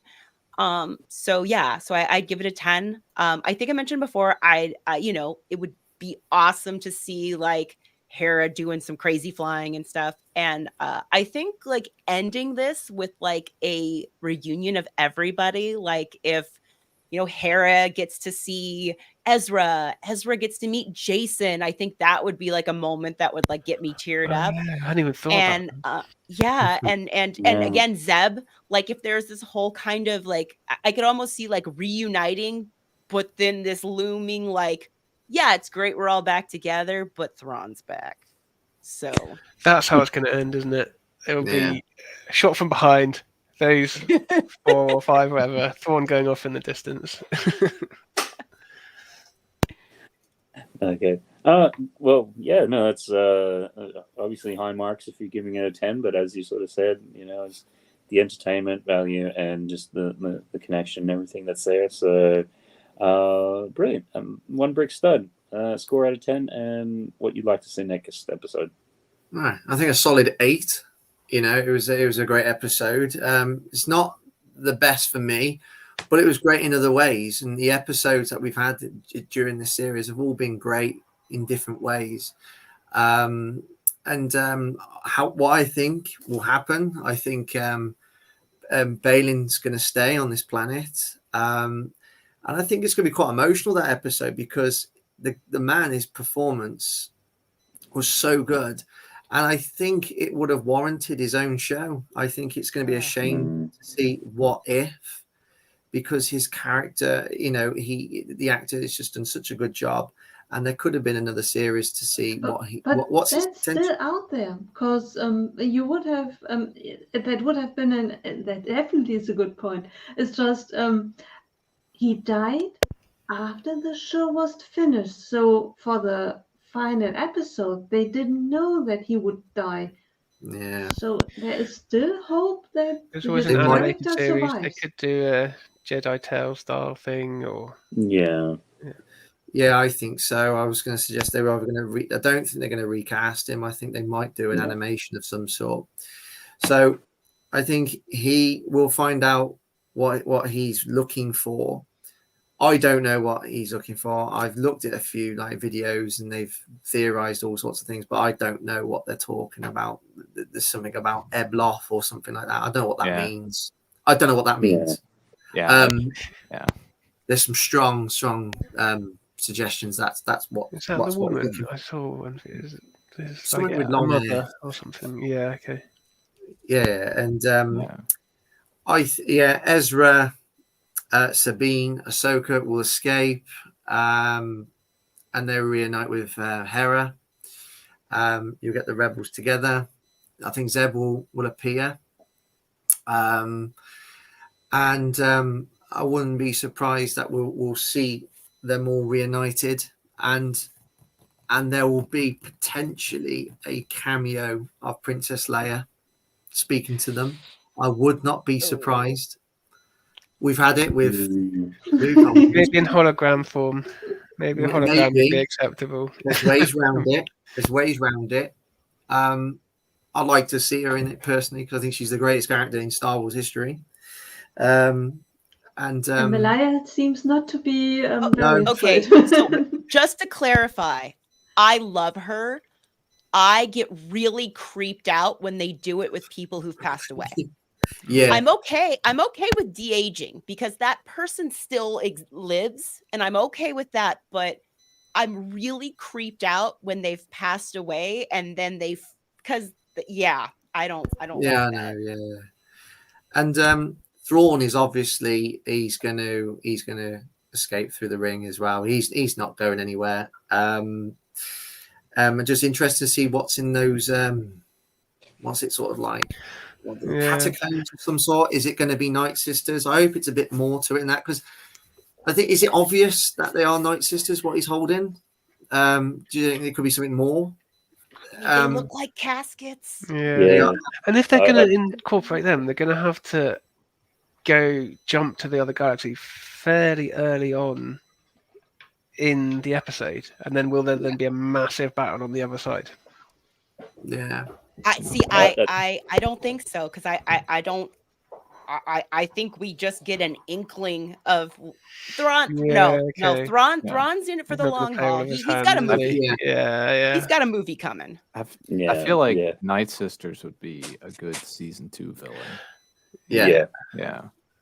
And that would explain why, why the Night Sisters have been so eager to sort of help Thrawn. It's going to be one of those mutual sort of things. You scratch my back, I scratch yours. And that would make sense in terms of, every time Thrawn says, look, I need you to help me find Ahsoka or do this or whatever else. They're like, yes, we'll help you. It's sort of like, it would make sense if there was some sort of caskets resurrecting, repopulating their, fallen comrades or, whatever it works out to be. But I think that is a season 2. That's what I think is going to happen. But I got this feeling that we're not going to have some sort of dramatic twist. I think we're just going to we're going to see the episode and think, I think we were fairly right with what we predicted. But I don't think there's going to be a dramatic twist. The biggest question after that will be probably, does it then go into a film, or do you reckon a second season is needed, then a film? But we're looking too far ahead there. I think that's what's going to happen. If that's going to happen, would you be satisfied with the whole season? Because at the beginning, that's what we feared, that the season is about let's go find Thrawn, hope he does not come back. Yeah.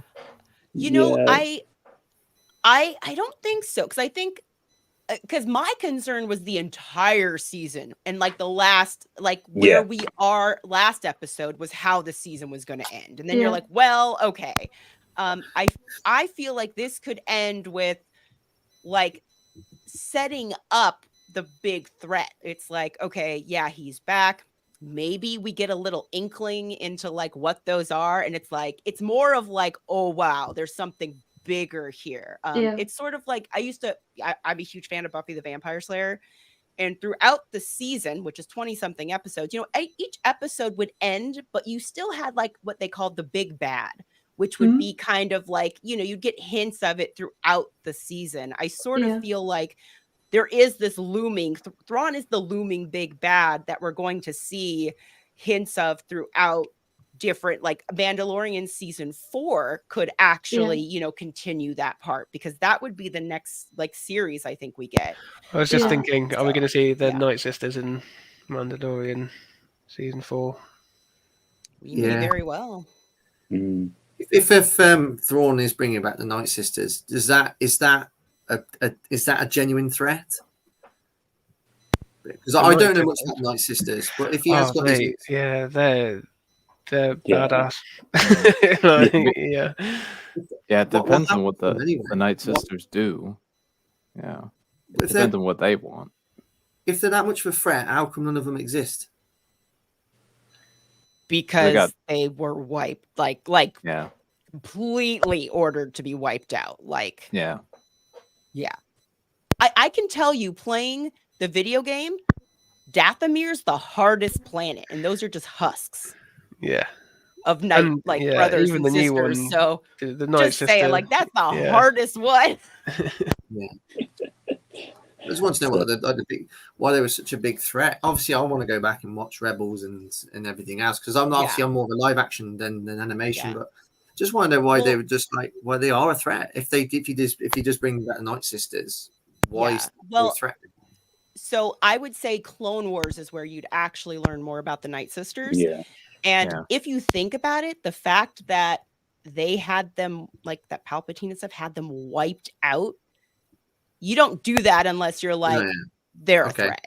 Yeah. If Darth Maul came from the Night Sisters, like, they would give out the Night Brothers. Well, Darth Maul's a Night Brother, so he was kind of given to the Sith. Is a Darth Maul return on the cards? Please, I don't think so. No, is it possible? I mean, anything is possible. But I mean, it'd be real hard because I thought he had a beautiful moment, like going out in Rebels. I thought that was like the perfect way to finish him off.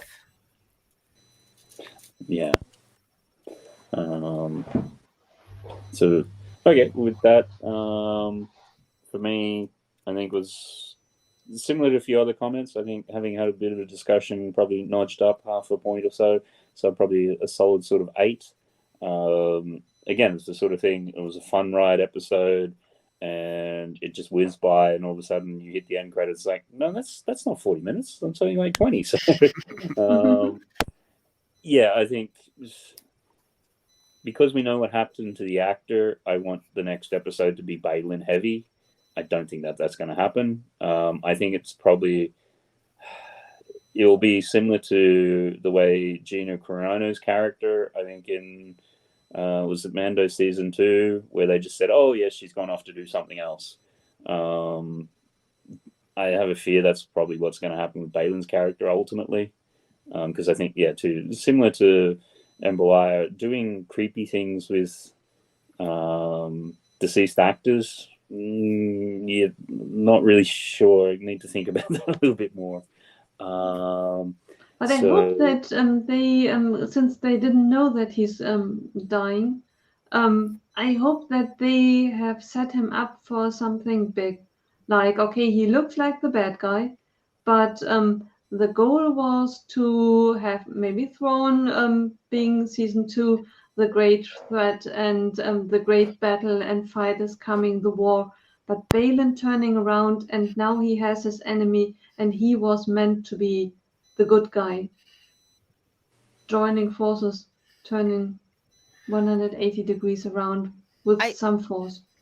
I think my fear, because I feel like it feels like to me like this season of Ahsoka is just a way for Thrawn to come back. Like he's not really he's not the enemy of this season, right? Yeah. That it could very well be whatever it is that Baylan's after. I think one of my concerns is that people were watching like the dailies and stuff as they were doing this and were like, this guy's amazing, like we have to keep him around for another season. And like that they set him up to be more. Yeah. Like, because I wouldn't blame them. I mean, I could totally see watching that and going, this guy's great. We can't kill him off. And then could they Palpatinize him and like oh my god, change his face and stuff? Like he gets more evil clone. What is Baylan after? What do you guys generally think? What is he after? I have no idea. Yeah, some sort of higher power or something. Which what's that look like? Something that can break this cycle. Something that can hit a hard reset and stop, the Jedi and the Sith going at it.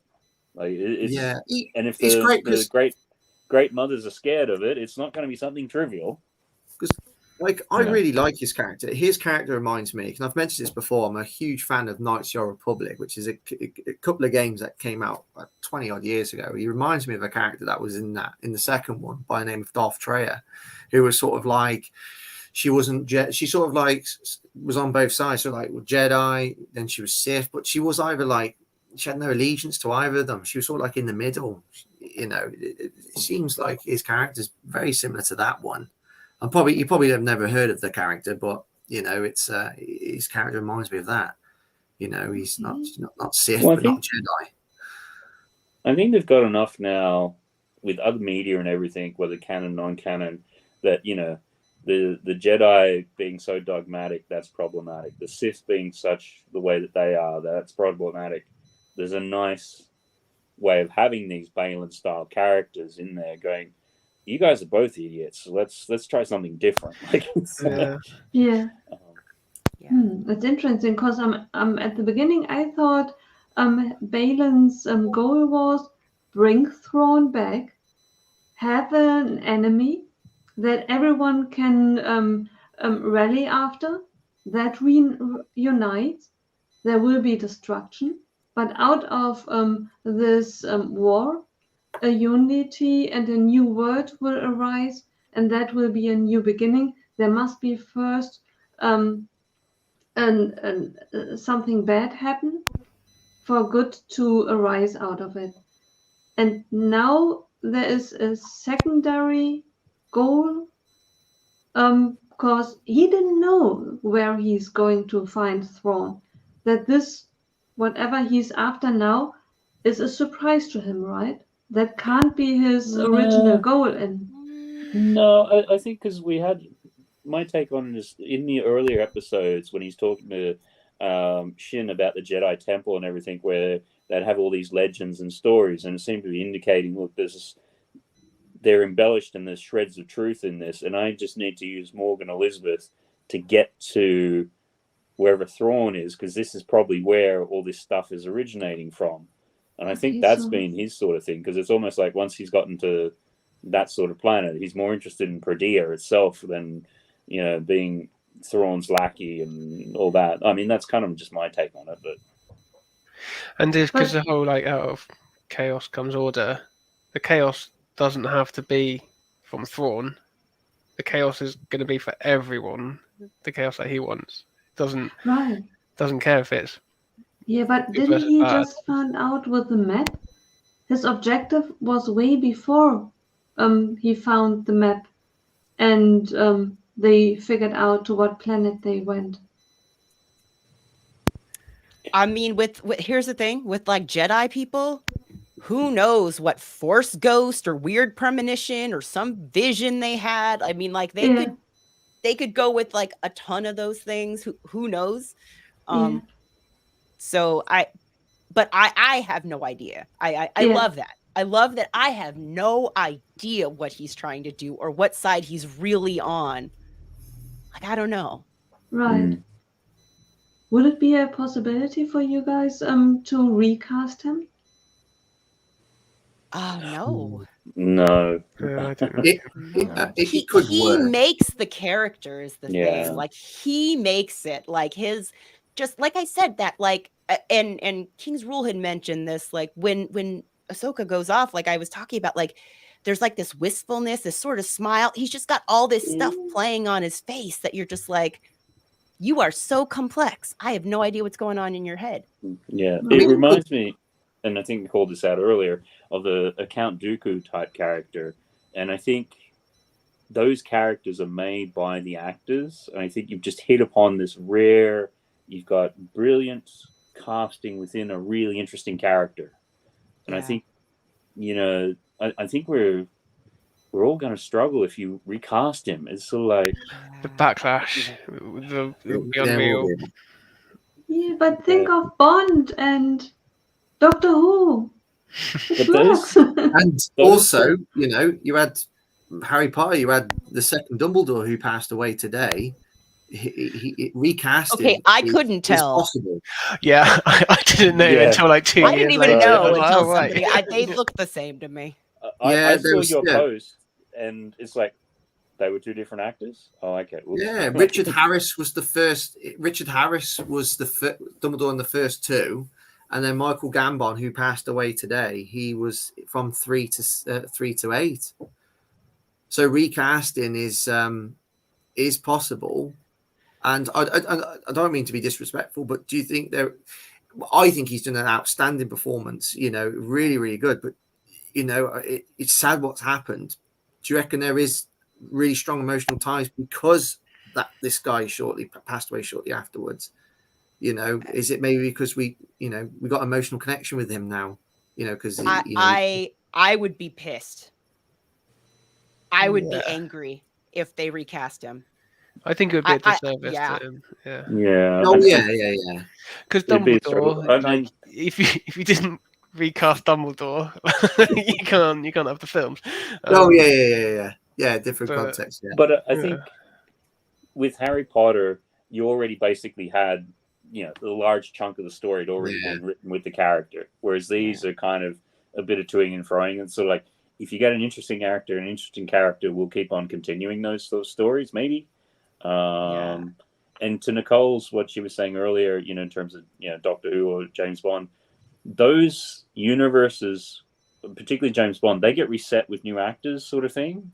Like it's not like one continuous, because there's and this is a whole conversation I wanted to have, but we'll probably have in a couple of weeks' time.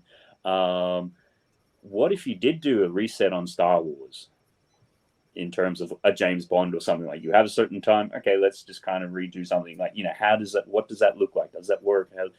But that's Star Trek does it. Yeah, Star Trek does it. I just started to watch Strange New Worlds, and Pike is now, I think, the third or the fourth actor. There's another Kirk going, which is the third or fourth as well. Yeah. So all right, I think we're sort of really going over on this one. Just something, we've got one episode left, so we'll do we'll follow that up next week, and then what we're actually going to do is then the week after we're going to look at the series as a whole, sort of particularly once we've seen everything, had a bit more time to think, and that in the description down below I've also put a video to, it's a sort of problem with Marvel and their stories and miniseries, and I think Star Wars potentially can fall into that category in terms of whether it's a miniseries, longer series, and things like that. Again, we might pick that up next week or the week after, because it might dovetail into that as well. So I think with that, we'll just do a super quick what's coming up on people's channels and things like that. Well, I know probably going to be time push, so it might start with TJ. What do you got sort of coming up on your socials? Just Monday night stream at 7 Central on my Twitch channel, and Wednesday night Lub at 8 p.m. Central over on Bricksmith's YouTube channel. Okay, excellent, great. And Ambelara, what have you got coming up on your channel? Yeah, I am going to jump off after this just because I've got something coming up. But you know, we're doing D&D. You know, TJ and I occasionally do a little bit of streaming stuff. You might see, I mentioned before, some Lorcana stuff coming up too. Also, I'm picking another day for streaming because I've decided Tuesday nights won't work because I'm too tired after work. But that's it, just that kind of stuff. And of course, I will be back here next Thursday to talk more Ahsoka. So brilliant, yeah. Excellent. All right. No, Right, thank you. To have you. See you better. Feeling See you better. later. See you soon. Bye. Quickly, One Brick Stud, what have you sort of got coming up on your socials? Just more updates. Just about Gringotts, really. So I'm on the bank now. And yeah, it's starting to look good. Yeah. So there'll be obviously updates about that. And then, yeah, just family bricks again next week, really. Okay, brilliant. Excellent. We'll look forward to seeing that and seeing whether you've finished it or you've still got a few more bits and pieces to go. Lady McBrick, what have you got coming up on your socials? Officially, the last part of Gringotts build. The vault is done. Mm-hmm. Yeah. Not really sure why the roof is open. It's I put guess coins. that... Put coins in It's a the money coin box. isn't it? Yeah, I didn't realize it was a money box. Oh, okay. That explains it. I just thought that's not really thief-proof if you leave the... What? Well, in case you lose your key, you still have a way to get in there. But other than that, I'm going to...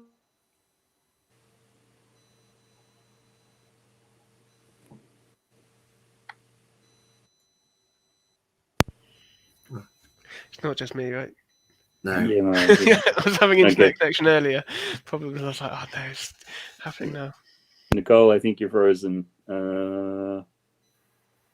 Yeah. All right. Might just come back to Nicole when it comes back. Brick Skew, what do you got coming up on your socials? Nothing too much. Nothing planned. Back on here next week, and I probably want to try and get into other people's streams a bit more because I have been lacking, but figuring out new way of life in the house and that. But yeah, trying to get back onto other people's streams to say hello. This has been a while. Okay, brilliant. All right then. And for me, Saturday should have top 5 most expensive Lego sets. I think it's 1999 edition. And I think the only main next thing is going to be back here next Thursday for the usual stream. Finishing up the third hour will be the Ahsoka last episode. And as I sort of said, the following week we'll then do, again, just a final catch up on the whole sort of series and thoughts about that as well. And with that, Nicole sort of hasn't jumped back in. You just got to do quick little things there. Shout out to the Replay Gang. Use the usual social media, share, like, and subscribe. And quickly, just some people we saw in the chat. Bonnie's Bricks, Amiga Man, KO, Echo Bricks, Trevor. Thanks again for the super chat. Appreciate that. Madlib, TJ, Cabbage Face Bricks, and there's also King's Rule 77. I think, unless did anybody else want to quickly say anything before we get out of here? Nope. Yep, I think we're all good then. And Nicole, she has. I'm just trying to think. I don't think it's tomorrow. Every other Friday. Actually, she might be popping back in. Let me just sort of see. You're back, Nicole? Yep. I'm so sorry. Just quickly, your Friday Instagram stream, is that tomorrow or next Friday? Tomorrow. Tomorrow at Yes. 3:30 UK time, I think it is, or is it 3 3 o'clock? 3 o'clock. With Fishy and that there. There wasn't anything else you on your socials? Nope. Okay, brilliant. Cool. Alrighty then. Well, I think that's a good night from us here. Hope that everyone's having a good time, and we'll catch you all again next week. Bye. See you later.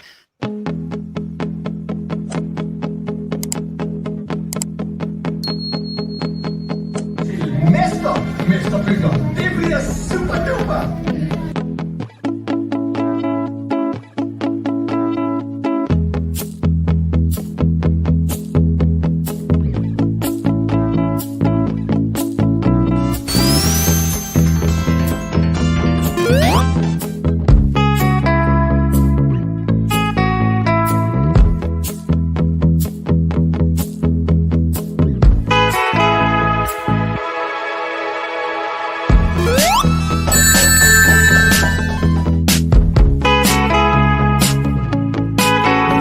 See ya. Good afternoon, good evening, and good night.